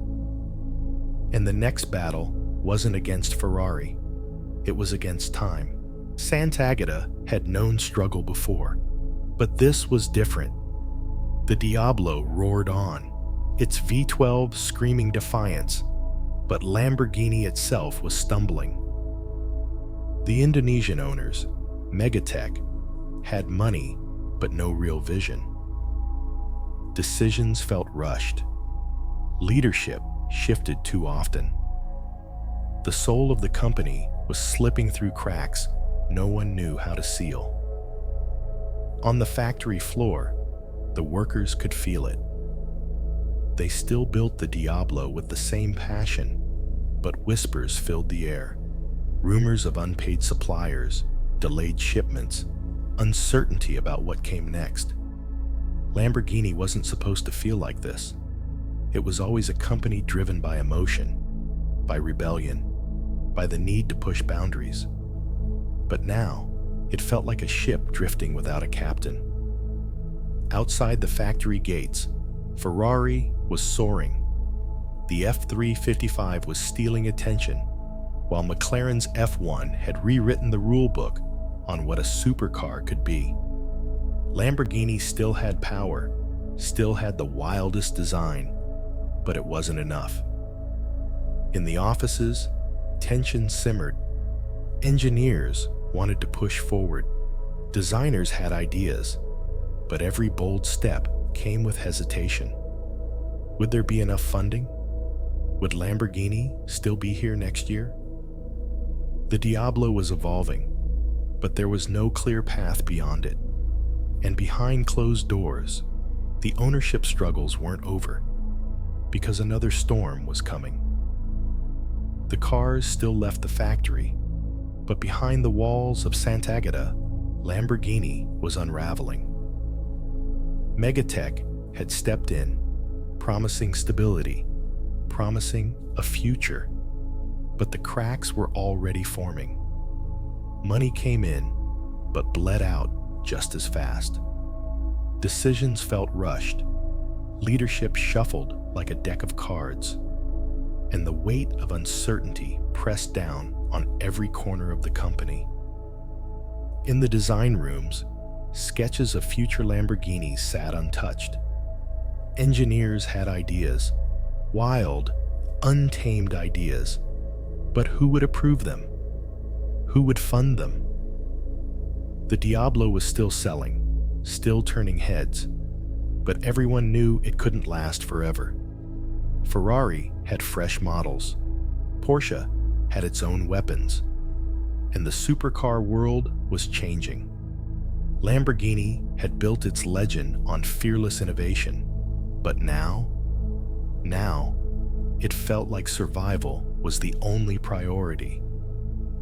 Then, the storm broke. Megatech was collapsing under its own weight. The investors, who once seemed eager to keep Lamborghini afloat, were struggling with their own problems. Money ran thin. Support wavered. Debt pressed harder. Sant'Agata felt the shift immediately. Suppliers weren't getting paid. production slowed.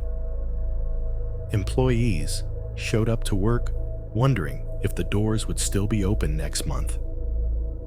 Lamborghini had been through rough times before, but this felt different. There was no Enzo to fight, no battle of pride fueling the company forward. This wasn't about competition, it was about survival. And for the first time, there was no clear way out. Chapter 3. The clock is ticking.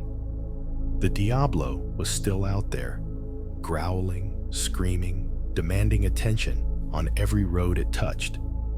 But inside Sant'Agata, the walls felt like they were closing in. Megatech was slipping. Investors backed out. Suppliers grew restless. The money that once seemed endless was vanishing like smoke.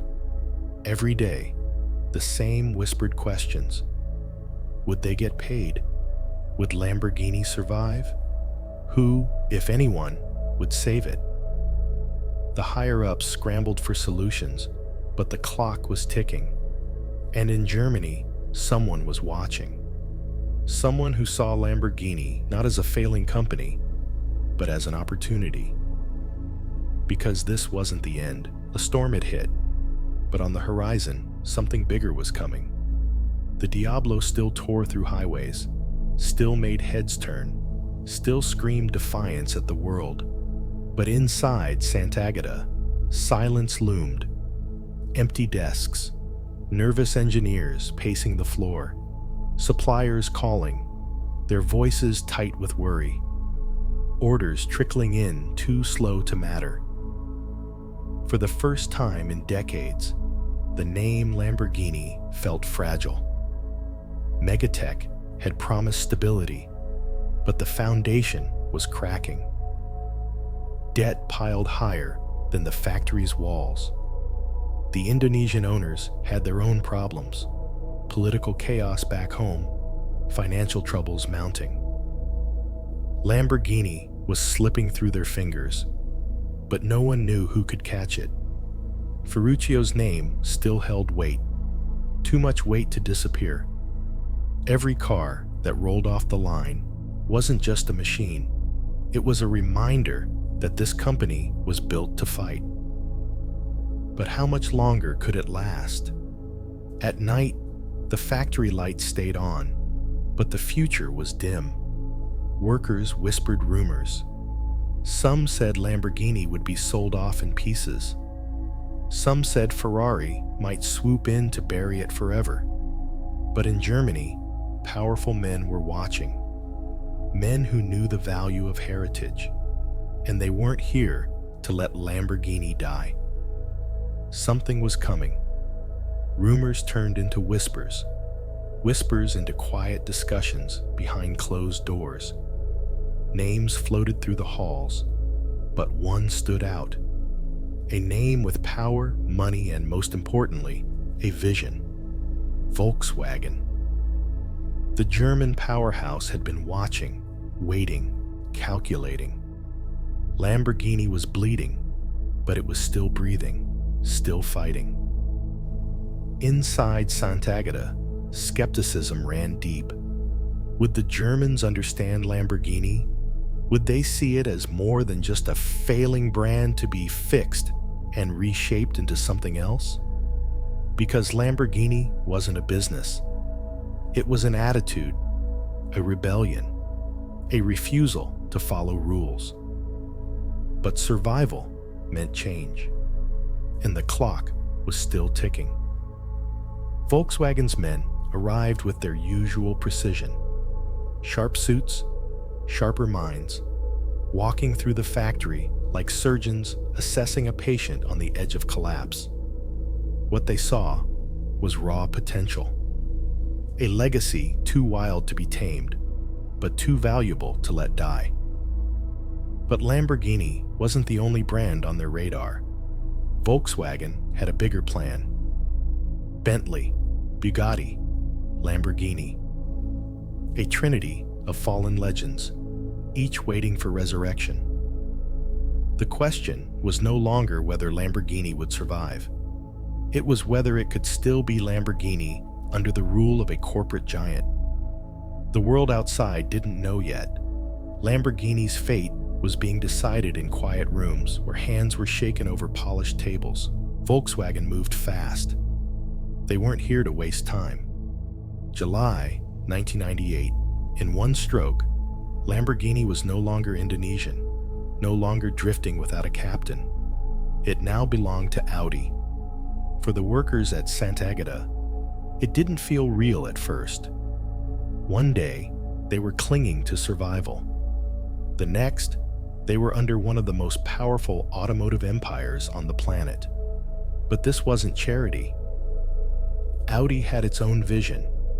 It saw the raw, untamed beast that was Lamborghini, and it knew exactly what needed to be done. The Germans weren't here to dilute the brand. They were here to refine the chaos, to give it focus, direction, and most importantly, resources. New machines arrived. New engineers took their places alongside the old ones. The wind tunnel roared to life after years of silence. For the first time in decades, Lamborghini wasn't fighting to survive. It was preparing to evolve. But there was one thing Audi made clear. Lamborghini had to prove itself. The world wouldn't accept empty promises.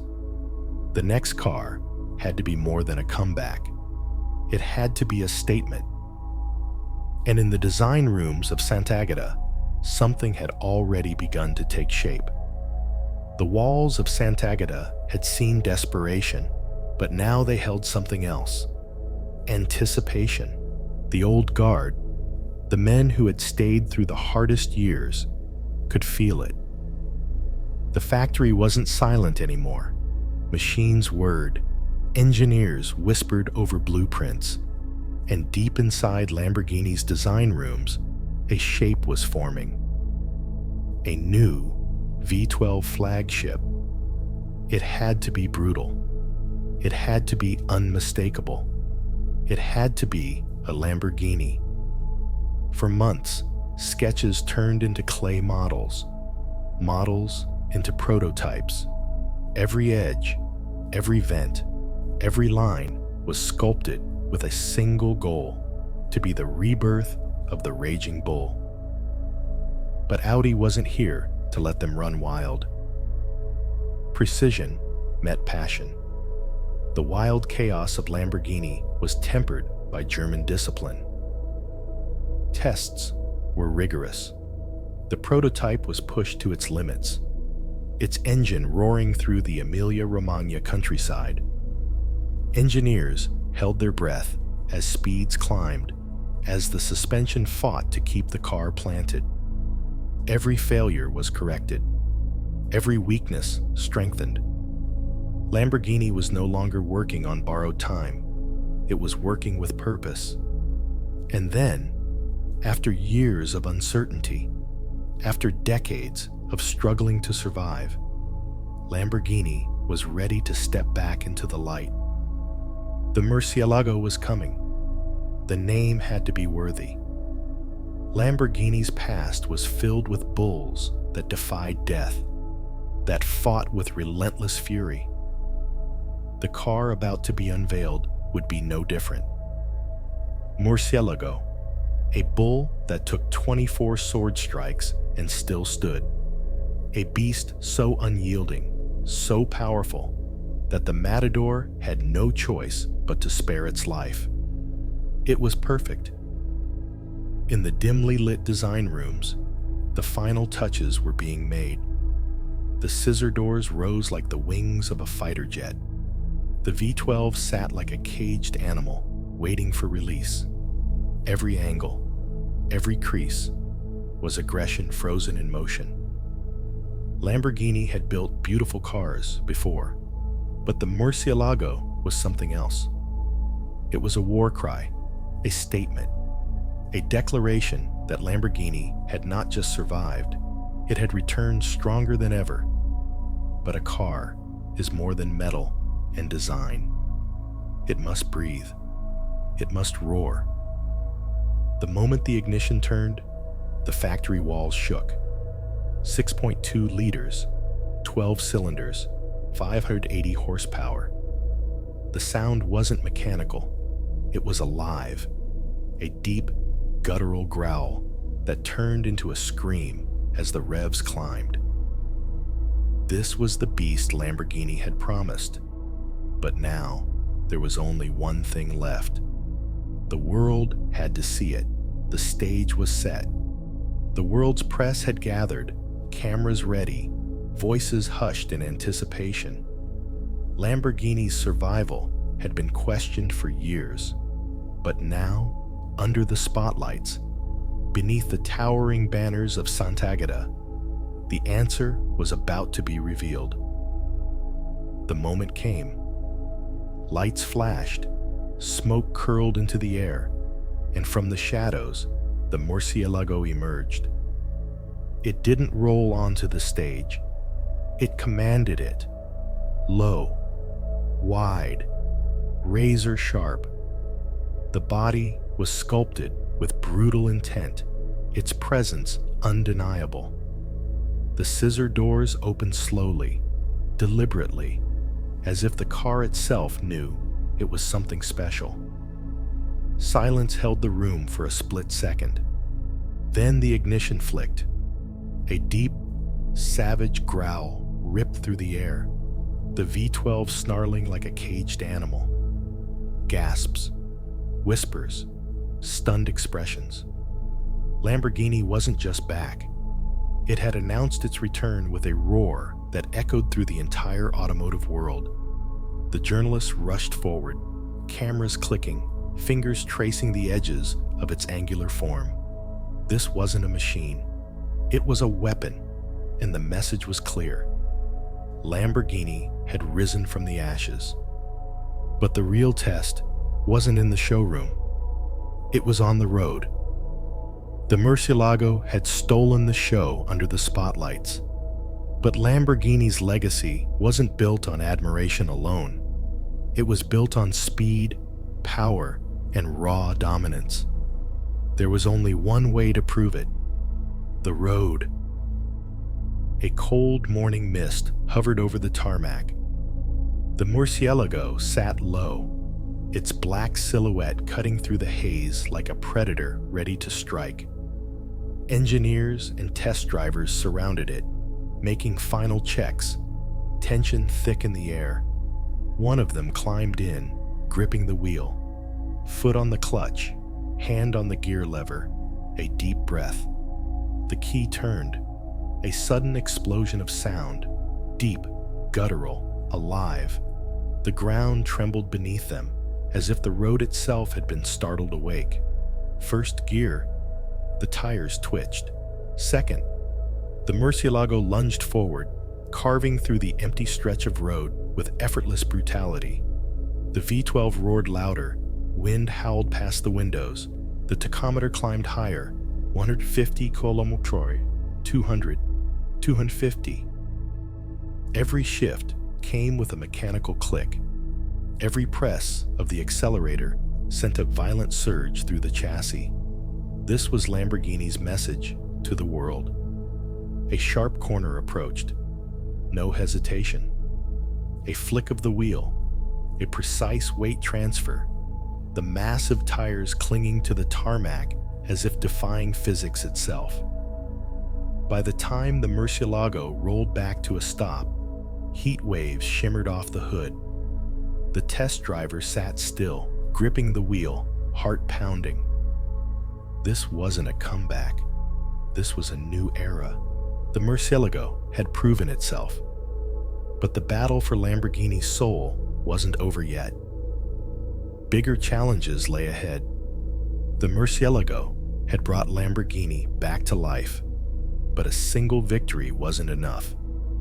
The world was changing, and Lamborghini couldn't afford to slow down, not even for a second.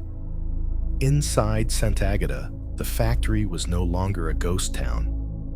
Engines roared from test bays, designers sketched furiously, and workers buoyed with renewed purpose. But behind the walls, the battle for survival wasn't over. The world was shifting. Rival supercar brands had more resources, more technology, more stability. Lamborghini was still fragile. One misstep, one weak model, and the company could slip back into the darkness it had barely escaped. So, the pressure mounted. Audi had given them funding, but they expected results. The Murcielago was proof that Lamborghini still had its soul. But now, they needed more. Something sharper, something lighter, something that would shake the industry all over again. The Gallardo, it had to be perfect. The stakes were higher than ever. But before the Gallardo could prove itself, Lamborghini faced one final storm. The world was about to crash, and it would take everything Lamborghini had to stay standing. The Murcielago had reignited Lamborghini's fire, but it wasn't enough. The world was changing. Supercars weren't just about raw power anymore. They had to be lighter, sharper, more refined. The Murcielago was a beast, but Lamborghini needed a weapon. Inside Sant'Agata, the air buzzed with urgency. Engineers huddled around sketches, debating aerodynamics and weight distribution.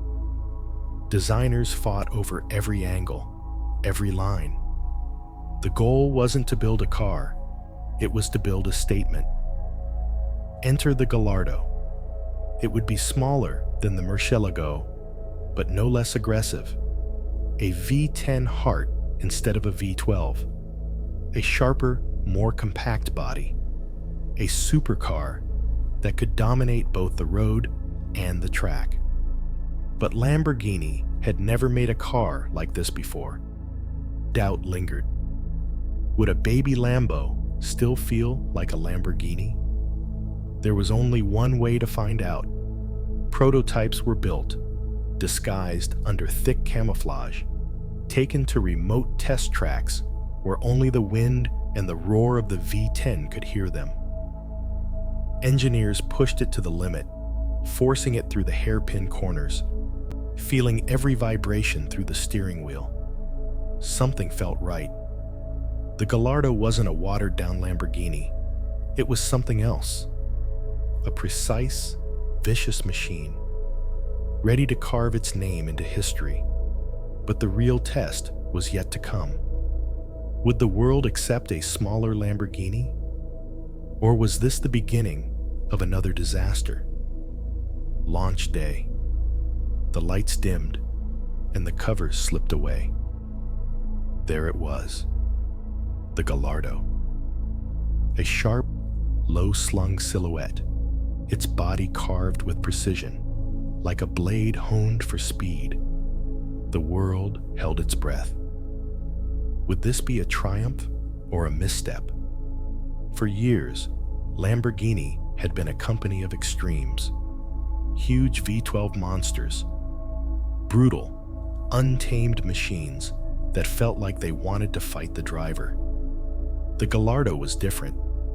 It wasn't here to replace the Murcielago. It was here to expand Lamborghini's reach. A V10 sitting right behind the driver. 500 horsepower, roaring through an all-wheel drive system that gripped the road like a predator locking onto its prey. It wasn't just fast, it was precise.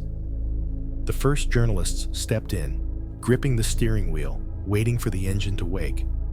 A twist of the key, then a howl. The V10 screamed, higher pitched than a V12, but no less ferocious. The drive began. The roads outside Sant'Agata were tight, winding through the hills of Emilia-Romagna, where a V12 Lamborghini would feel like a wild animal barely contained. The Gallardo danced. It dove into corners, its balance perfect, its power relentless. By the time the first reviews came in, Lamborghini knew they had done it. Supercar lovers weren't just impressed, they were stunned. The Gallardo wasn't a compromise. It was a weapon. Faster than expected, sharper than its rivals, carrying the soul of Lamborghini in a new form. Sales exploded. More Gallardos left the factory than any Lamborghini before it. For the first time, Lamborghini wasn't fighting for survival. It was thriving, but storms were brewing. The world was heading for a crisis, and no amount of horsepower could stop what was coming next. The assembly lines moved without hesitation. Gallardos, Murciélagos, special editions. Lamborghini had never been stronger. The factory had life, energy, and confidence. But no one saw the crash coming. It started as whispers, banks struggling, markets trembling. Then, panic. The financial crisis of 2008 spread like wildfire, faster than any supercar Lamborghini had ever built. For years, Lamborghini's customers had been wealthy, untouchable, immune to normal economic fears. But suddenly, everything changed. Fortunes evaporated. Investments collapsed. The people who once bought Lamborghinis on a whim now hesitated. At first, orders slowed. Then, they stopped. Showrooms stood quiet. Cars sat untouched. Their once desirable shapes, now symbols of excess in a world tightening its grip. Inside Sant'Agata, the silence was worse. The sounds of production, the metallic clank of assembly, the roar of testing, the rush of workers moving with purpose, began to fade. Cuts came. Layoffs followed. The lifeblood of Lamborghini, its people, felt the weight of uncertainty pressing down. Would Lamborghini survive this? The thought spread through the factory like an illness. They had survived bankruptcy before, survived ownership changes, survived chaos. But this was different. This was the world turning against them. Volkswagen had a decision to make. Keep investing in Lamborghini, or let it shrink, fade, disappear. Some believed the answer was obvious. Lamborghini was too small, too volatile, too reckless to keep alive in an era of caution. But deep inside the boardrooms, one argument cut through the noise. Lamborghini wasn't a car company. It was a statement. Letting it die wasn't an option, but surviving wasn't enough. They needed something new, something that wouldn't just keep Lamborghini afloat, but redefine what it could be. So, while the world slowed, while other companies played it safe, Lamborghini sharpened its blade. In secret, a new shape began to form. A machine that would not only survive the storm, but break through it with fury. The factory floor remained still, but behind closed doors, a battle was being fought. Lamborghini's engineers, designers, and executives faced a choice: play it safe and risk fading into the background, or go all in. They chose war. In the dim glow of Sant'Agata's design studio, hands traced over sketches, eyes narrowed at clay models, minds raced through possibilities. This car couldn't be a small evolution. It had to be a revolution. A statement so bold that the world, shaken, fearful, cautious, would have no choice but to look. The Murciélago had been a beast, a machine of raw power, but it was aging. Lamborghini needed something sharper, faster, more violent. Inside the engineering rooms, discussions turned into debates, and debates turned into arguments. How far could they push it? What would be too much? What wouldn't be enough? One thing was certain: the V12 would stay.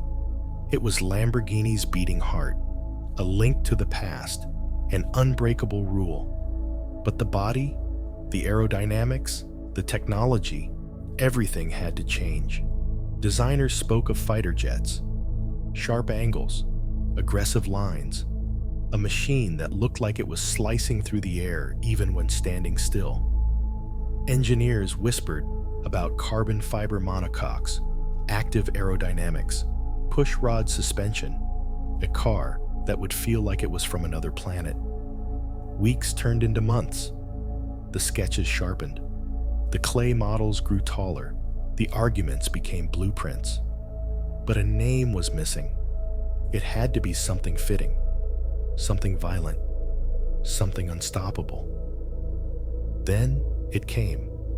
Aventador, named after a bull that had fought with such fury, such force, that its name had lived on in legend. Perfect. The decision was made. Lamborghini wouldn't back down. They would rise. Now, the world just had to see what was coming. The Alcantara felt tight against his gloves. Everything in here was built for war. A slow exhale. His hand reached for the ignition switch. A metallic click echoed through the cabin. The world held its breath. With a flick of red, the start button was pressed. The V12 didn't start. It detonated.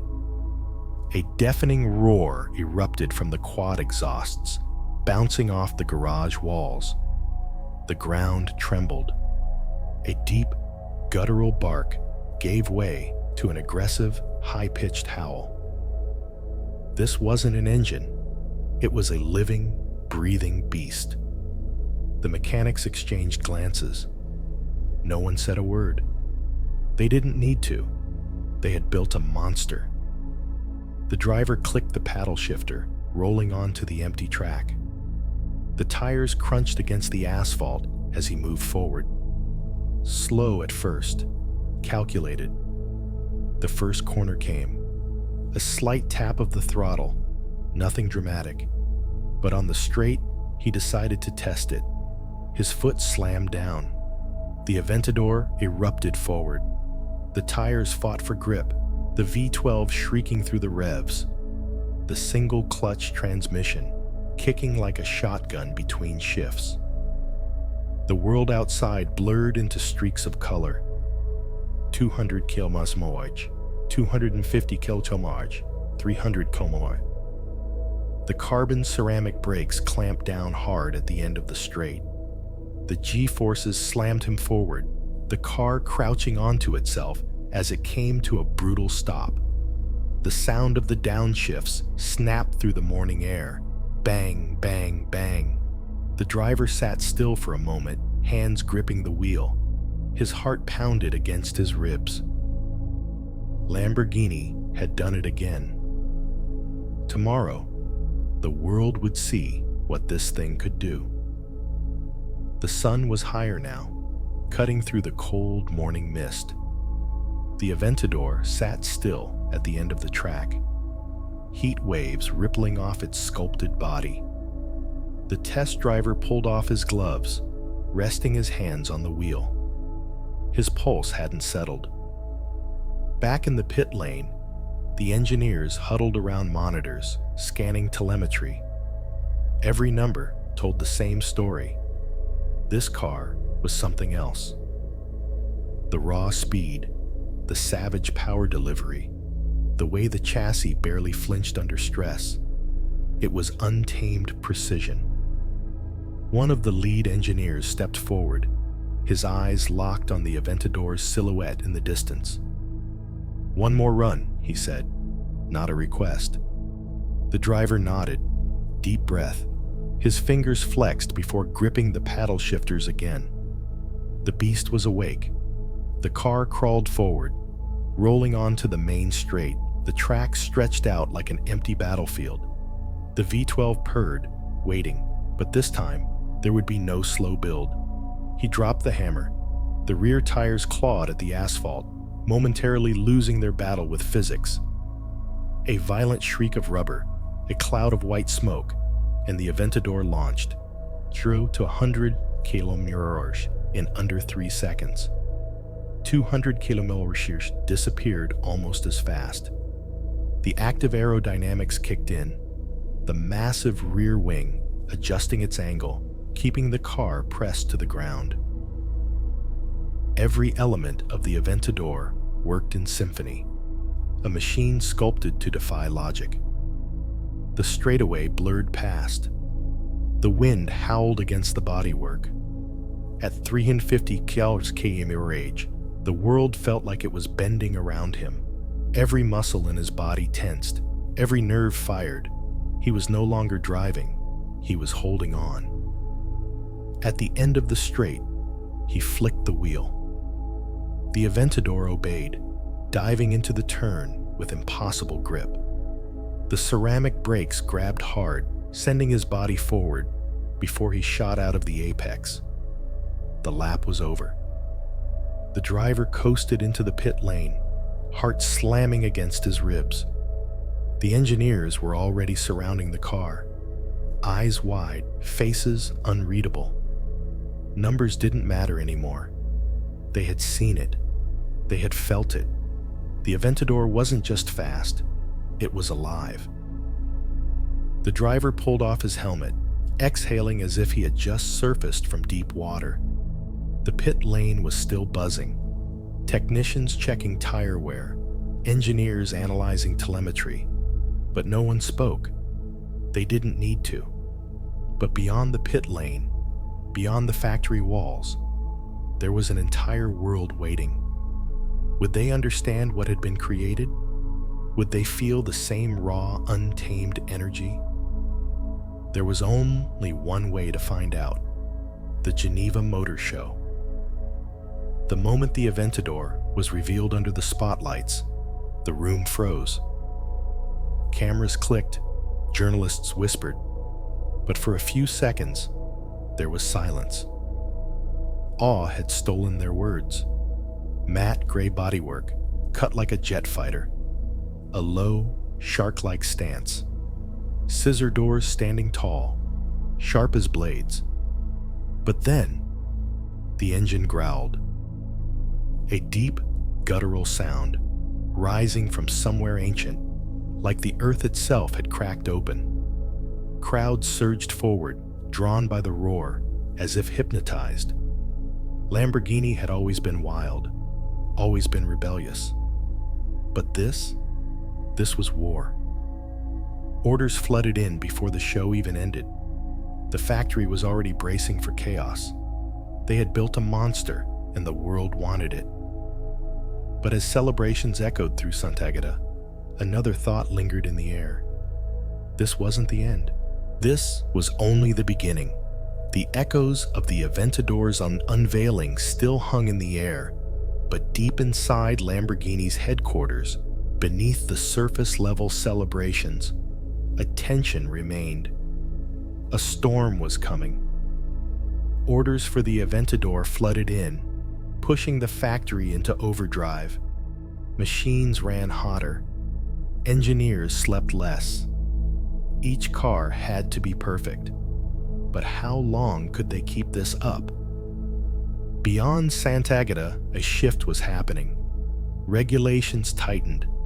Governments pushed for emissions cuts. Automakers whispered about electric futures. Lamborghini had built its empire on fire and fury. But now, the world wanted silence. For a brand that had spent decades perfecting the symphony of combustion, this was more than a challenge. It felt like an execution order. Inside the boardroom, executives pored over reports. Markets were shifting, competitors adapting. Lamborghini had always played by its own rules, but could it afford to anymore? Volkswagen, the guardian of Lamborghini's rebirth, had made its stance clear. Change was coming. But change wasn't the problem.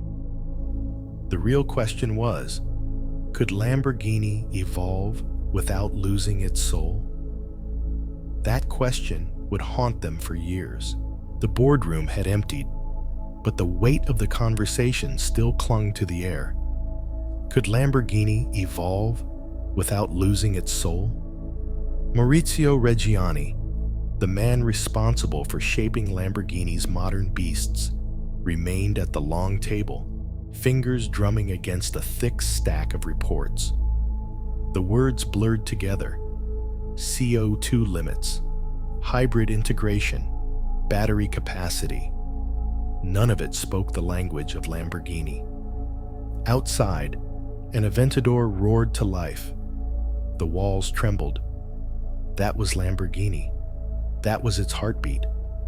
But in boardrooms across the industry, that heartbeat was being silenced, one regulation at a time. Reggiani exhaled, stood, and walked out. The night air was thick with gasoline and uncertainty. Somewhere deep in the factory, the last Aventador chassis of the day was being welded, the molten glow casting flickering shadows against the walls. How long before this kind of work became obsolete? He knew what was coming. Hybridization was no longer a distant threat. It was an inevitability. But Lamborghini had never been about compromise. If they had to change, they would do it on their terms. But first, they had to answer a question no one wanted to ask. Could a Lamborghini be silent and still be a Lamborghini? A car was nothing without sound. That was the truth Reggiani had built his career on. Lamborghini engines didn't hum, they snarled, they growled and screamed, a mechanical war cry tearing through the streets. But now there was talk of silence. Talk of wires and batteries instead of combustion and fury. It made him sick. Inside his office, the walls told the story of Lamborghini's past. A framed blueprint of the Miura hung beside a photograph of the Countach's scissor doors slicing the air. Legends, all of them. But every single one had a soul forged in fire, in the explosion of fuel meeting air. Now, the suits in Wolfsburg, the ones who had saved Lamborghini from collapse in the 90s, were demanding a different kind of future. The world was changing. Electrification wasn't a suggestion anymore. It was a demand. But could Lamborghini survive this war without losing itself? Reggiani's fingers hovered over his desk phone. Across the factory, a team was already at work on something radical. A machine that could bridge the past and the future. A Lamborghini that could embrace the new age without surrendering to it. The project had a name: Sion. Reggiani picked up the phone and dialed. It was time to fight. The phone rang once, twice. No hesitation, no doubt. Maurizio Reggiani's voice was steady as he spoke, but there was an edge beneath it, a tension that had been building for months. Come to my office, now. On the other end, a pause, just long enough to register the weight of his words. Then the answer: I'm on my way. Reggiani placed the receiver down, exhaling slowly. Outside his window, the Sant'Agata factory hummed with life. The same hands that had shaped Miuras, Countachs, and Diablos were now assembling Aventadors and Huracans, machines built with fury in their bones. But the future, knocking at the door, was different. It was quiet, too quiet. Within minutes, a knock at the door. It swung open to reveal Mitja Borkert, Lamborghini's chief of design. His brow furrowed, his movements sharp. He already knew why he was here. We have a problem, Reggiani said, standing. A big one. Borkert didn't sit. He didn't need to. He had the same fire burning in his chest, the same unease crawling through his veins. We have more than one, Borkert muttered. Electrification is coming. Wolfsburg wants us to fall in line. Reggiani slammed his palm against the desk. Lamborghini doesn't fall in line. We lead. We define. We make the world follow. Borchert's lips pressed into a thin line, but he didn't disagree. They had both spent years protecting what Lamborghini stood for. Every model, every curve, every exhaust note. It was never about compliance. It was about defiance. But they're not wrong, Borchert admitted after a moment. The EU is tightening emissions. Hybridization isn't a choice anymore. Reggiani's jaw tightened. He knew that. Of course he knew that. But knowing it didn't mean accepting it.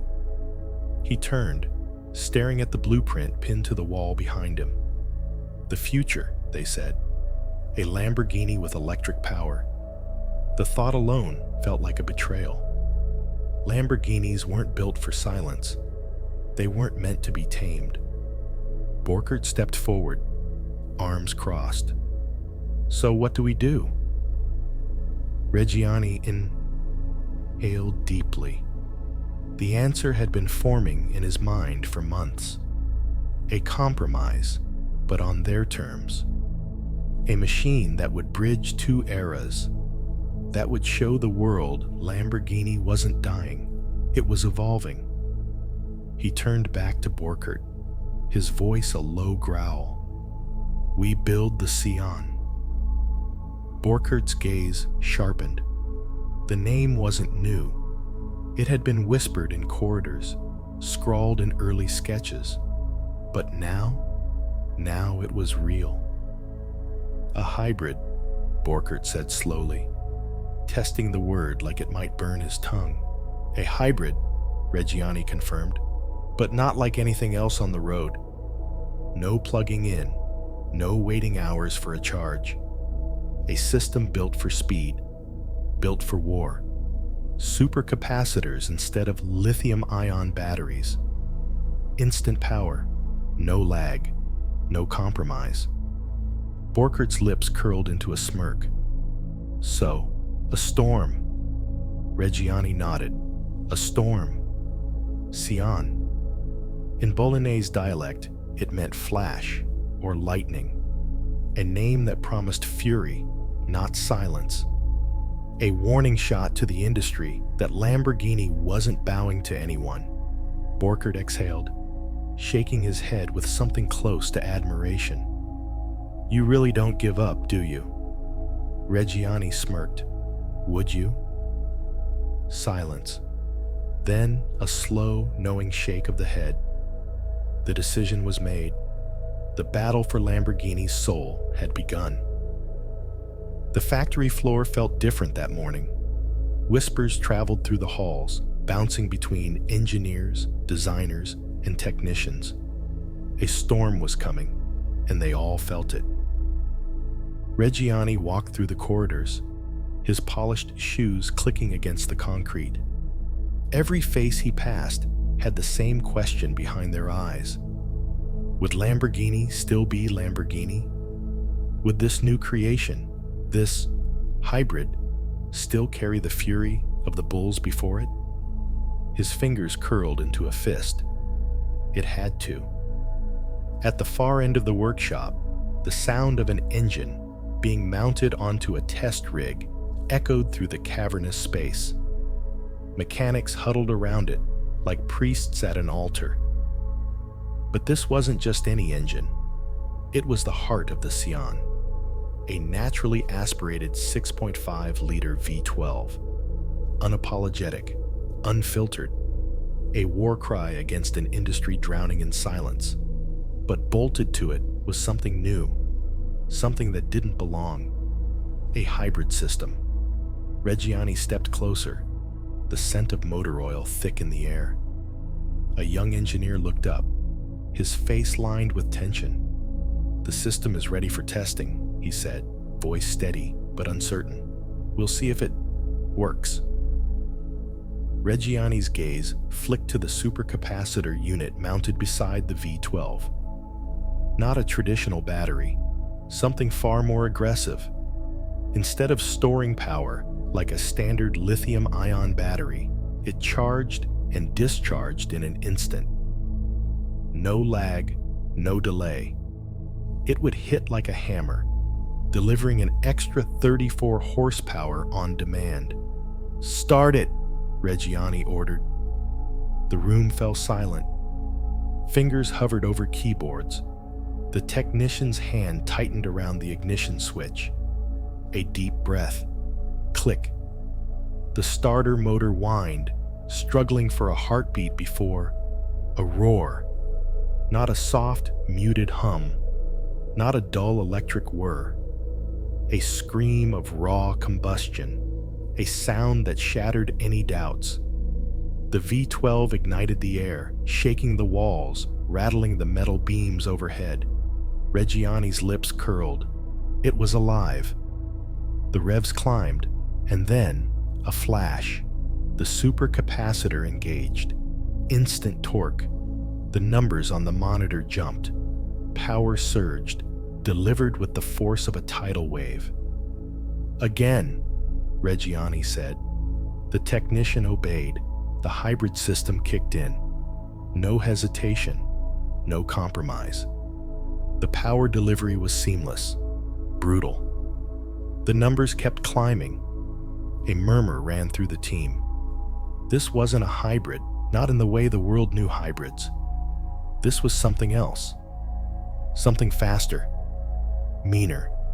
Lamborghini hadn't built a compromise. It had built a weapon. Borchert appeared beside Reggiani, arms crossed. His expression was unreadable, but his voice carried a note of something rare, something close to admiration. "It works." Reggiani didn't answer. He didn't need to. He had heard it. The world had been expecting a whisper.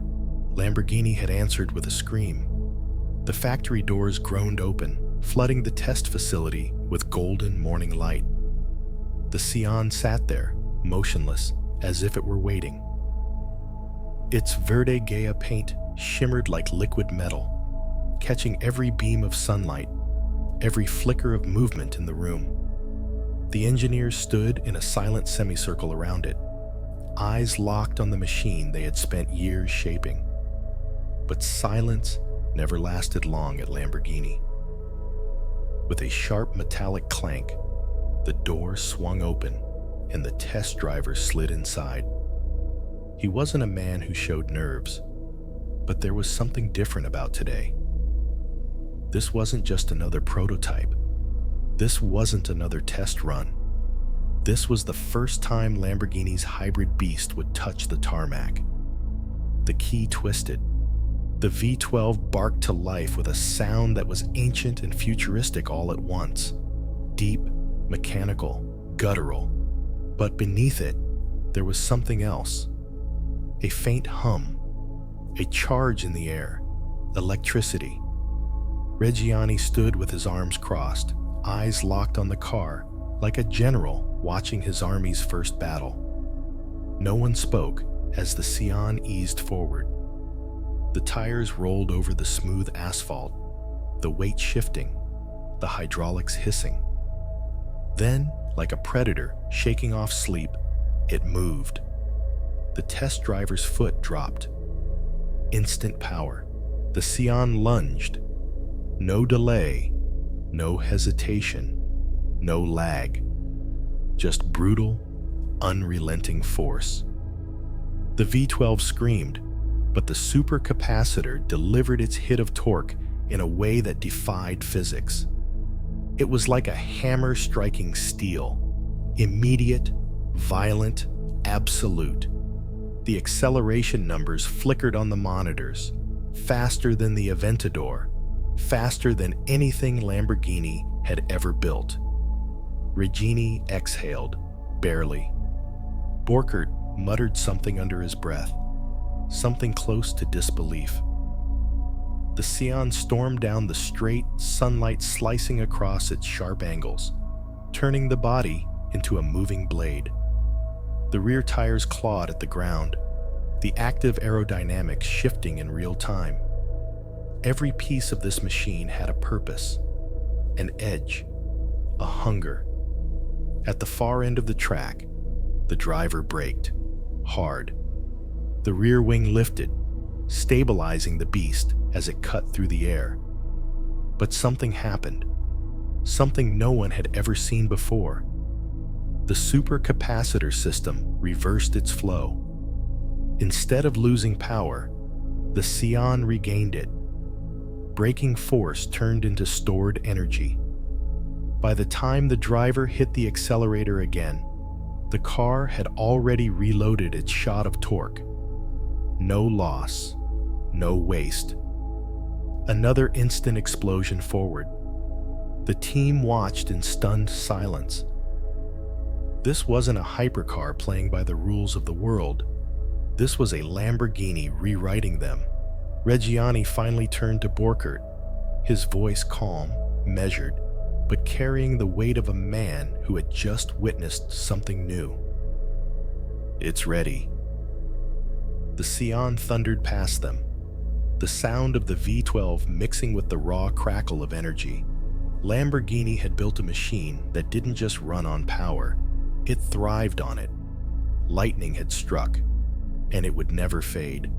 The V12 had always been Lamborghini's beating heart. But time was running out.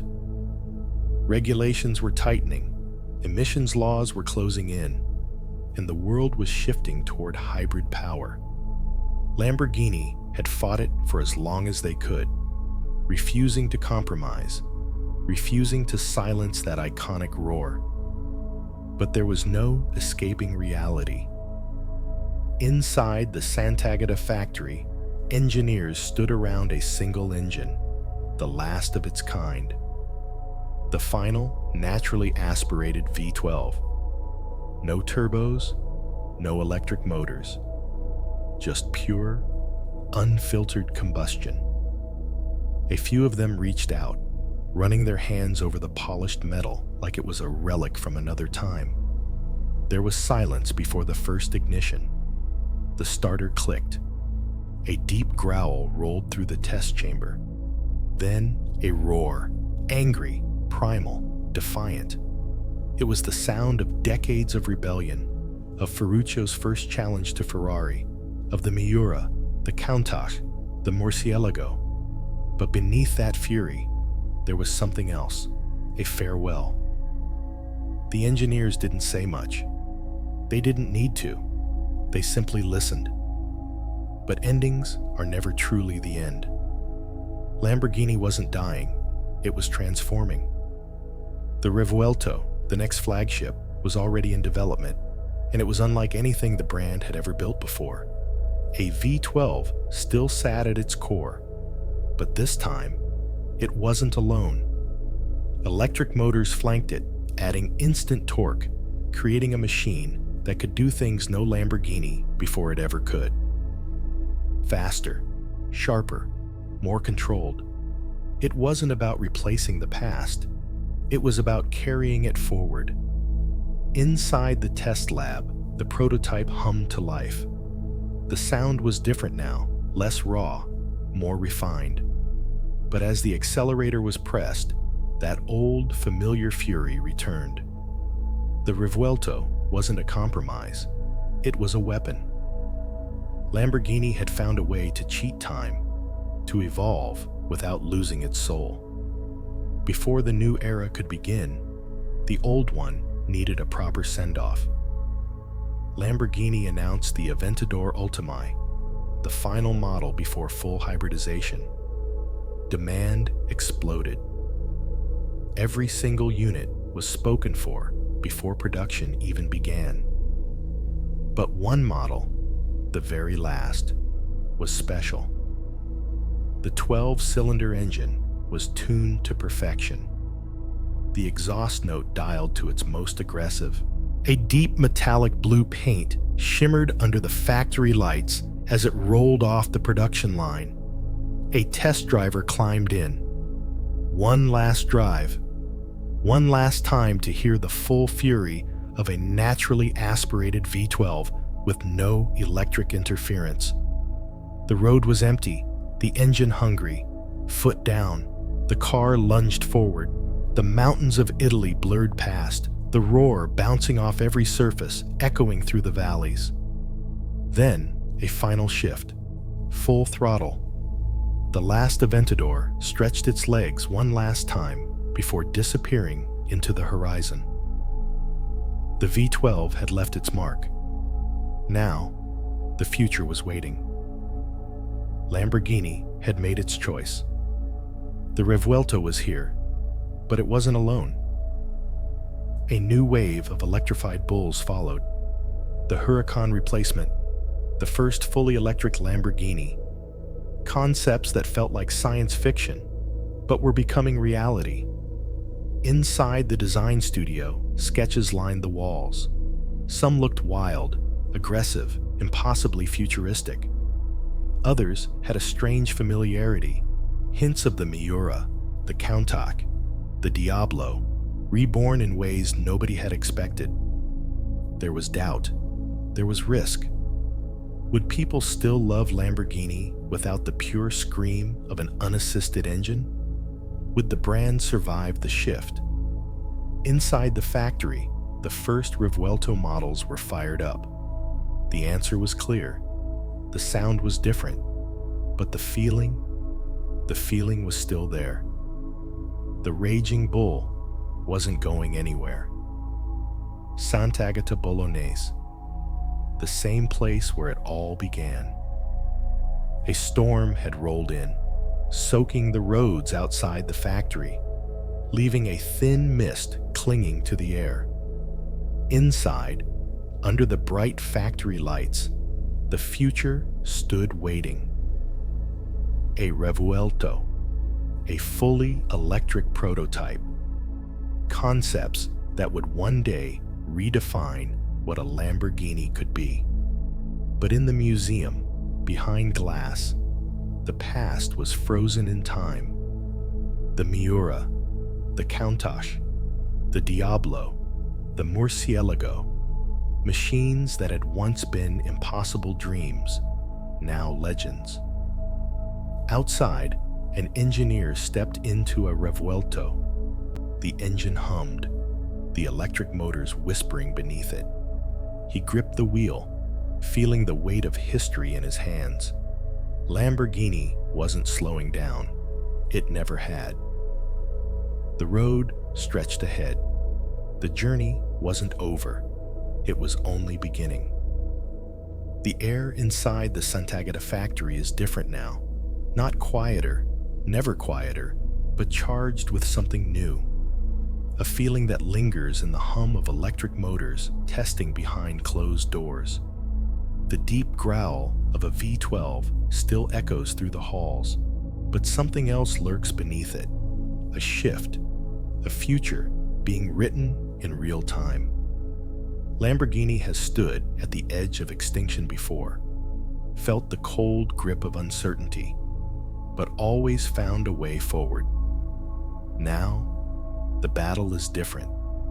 The world demands change. Regulations tighten.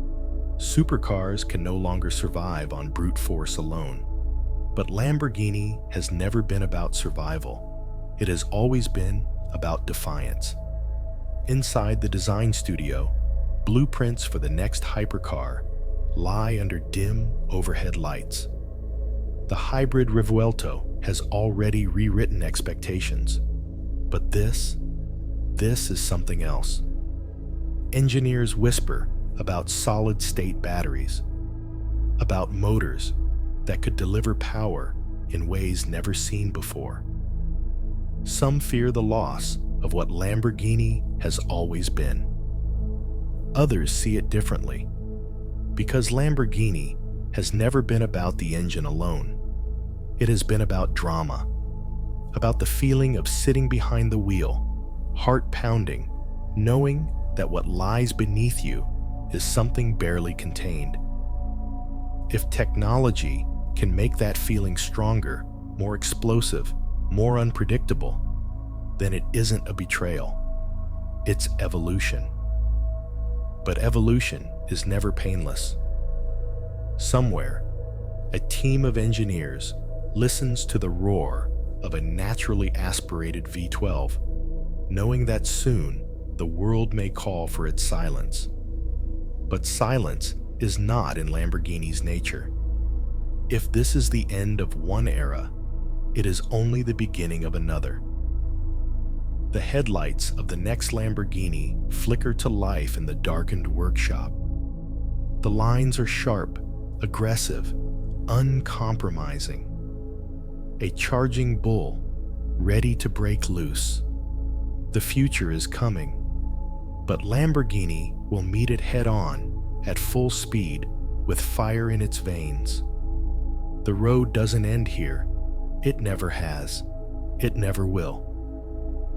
The storm outside mirrored the storm inside the factory. The sound of heavy rain drummed against the windows, muffled by the thick concrete walls. But inside, the tension was even heavier. The engineers stood frozen, their gazes flickering between the test data and the prototype before them. No one spoke. No one dared to break the silence.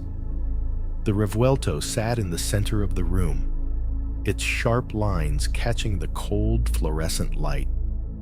The engineers had spent months dissecting, rebuilding, and fine-tuning every element of the hybrid V12 powertrain. But something still felt unfinished. Maurizio Reggiani, Lamborghini's chief technical officer, exhaled slowly. "We go again." His voice was calm, but his grip on the data sheets betrayed his nerves. The test driver nodded. He stepped into the cockpit, his hands sliding over the Alcantara-covered steering wheel. Outside, the rain showed no sign of stopping, but there was no more time to wait. This was the final calibration, the last attempt before they would unveil the car to the world. The garage doors groaned open. Cold air rushed inside, carrying the scent of wet asphalt. The headlights cut through the darkness like twin blades, their glow reflecting off the rain-slicked pavement. The driver's fingers tensed against the wheel. The moment he pressed the ignition button, the room seemed to contract, holding its breath. The 6.5-liter V12 roared to life, but beneath it, the electric motors hummed with an eerie smoothness, an unnatural silence woven between the beast's mechanical rage. The engineers watched as the Revuelto rolled forward, its tires slicing through puddles, sending ripples across the pavement. The test track was drenched, glistening under the floodlights. It would be a brutal test.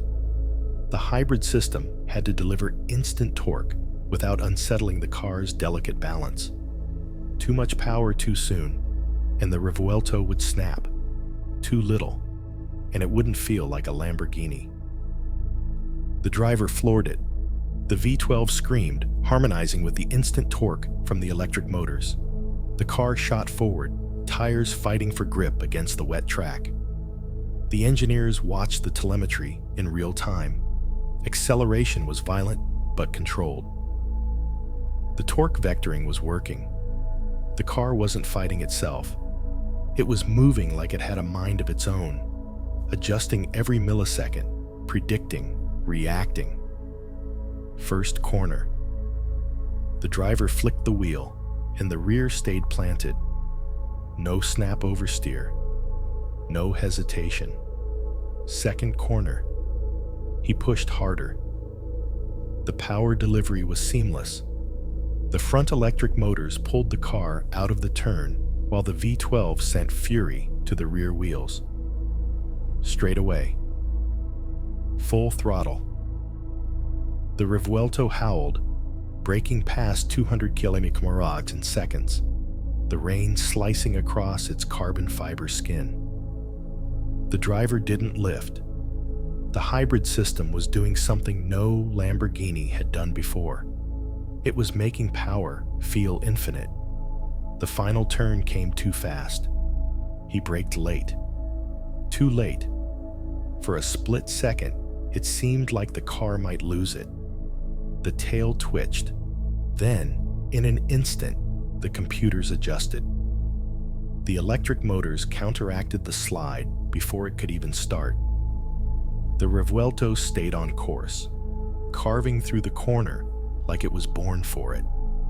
Inside the garage, the engineers stared at the monitors. They had built something terrifying, something precise, something that could rewrite Lamborghini's legacy without erasing its soul.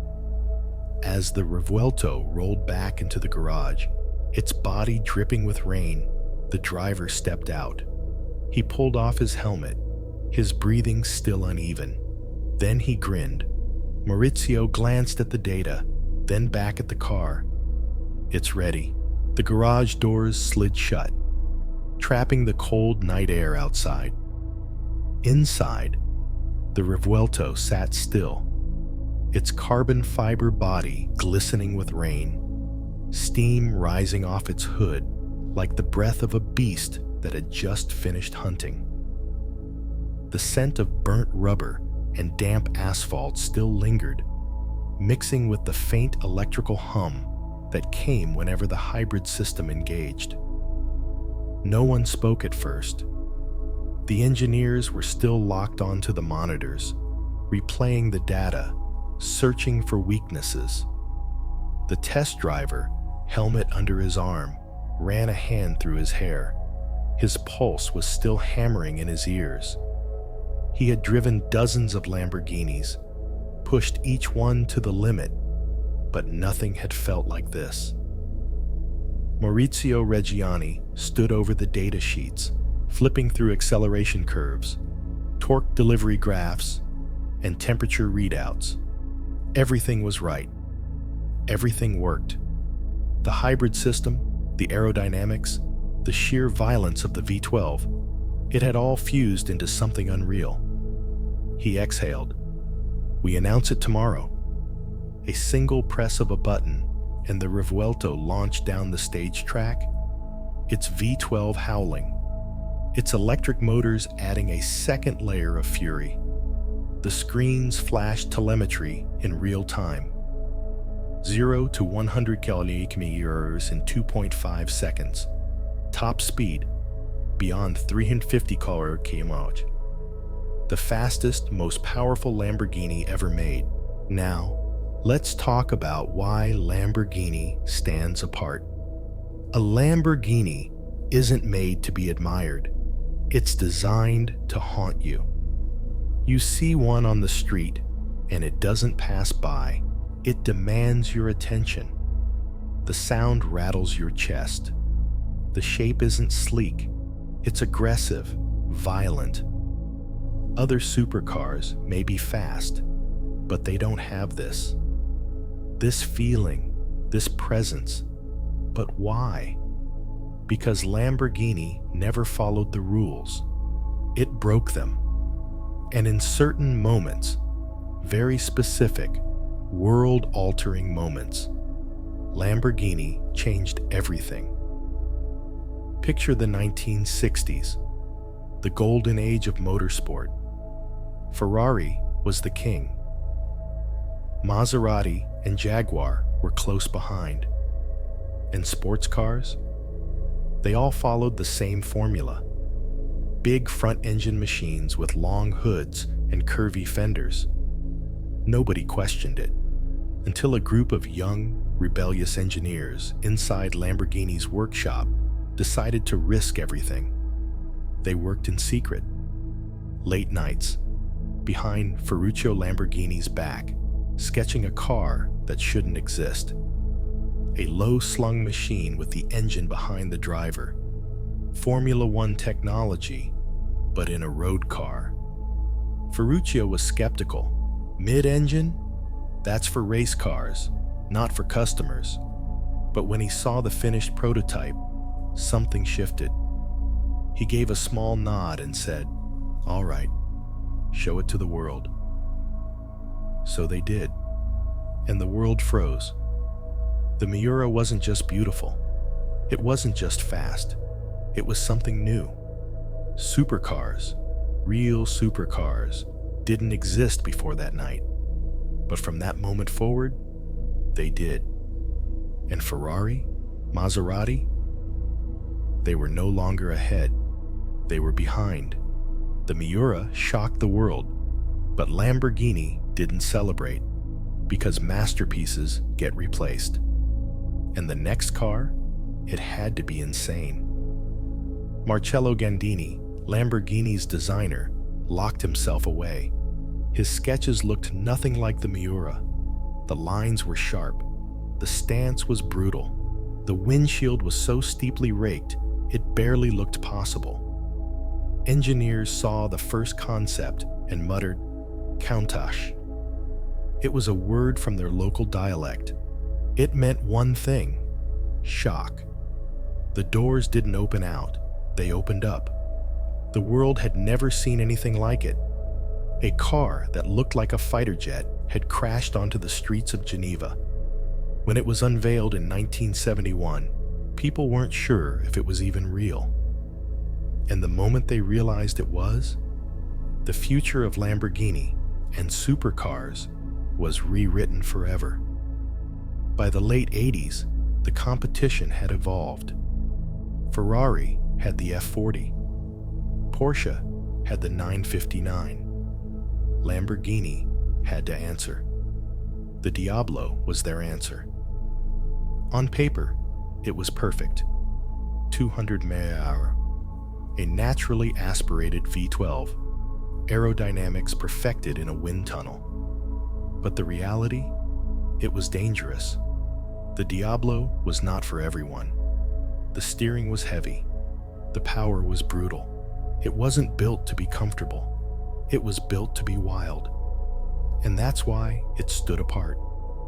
Other supercars of the time were starting to feel controlled, predictable. The Diablo didn't care. It wasn't a machine you drove. It was a machine you survived. By the 2000s, supercars were changing. They were becoming refined, smart, civilized. Lamborghini refused.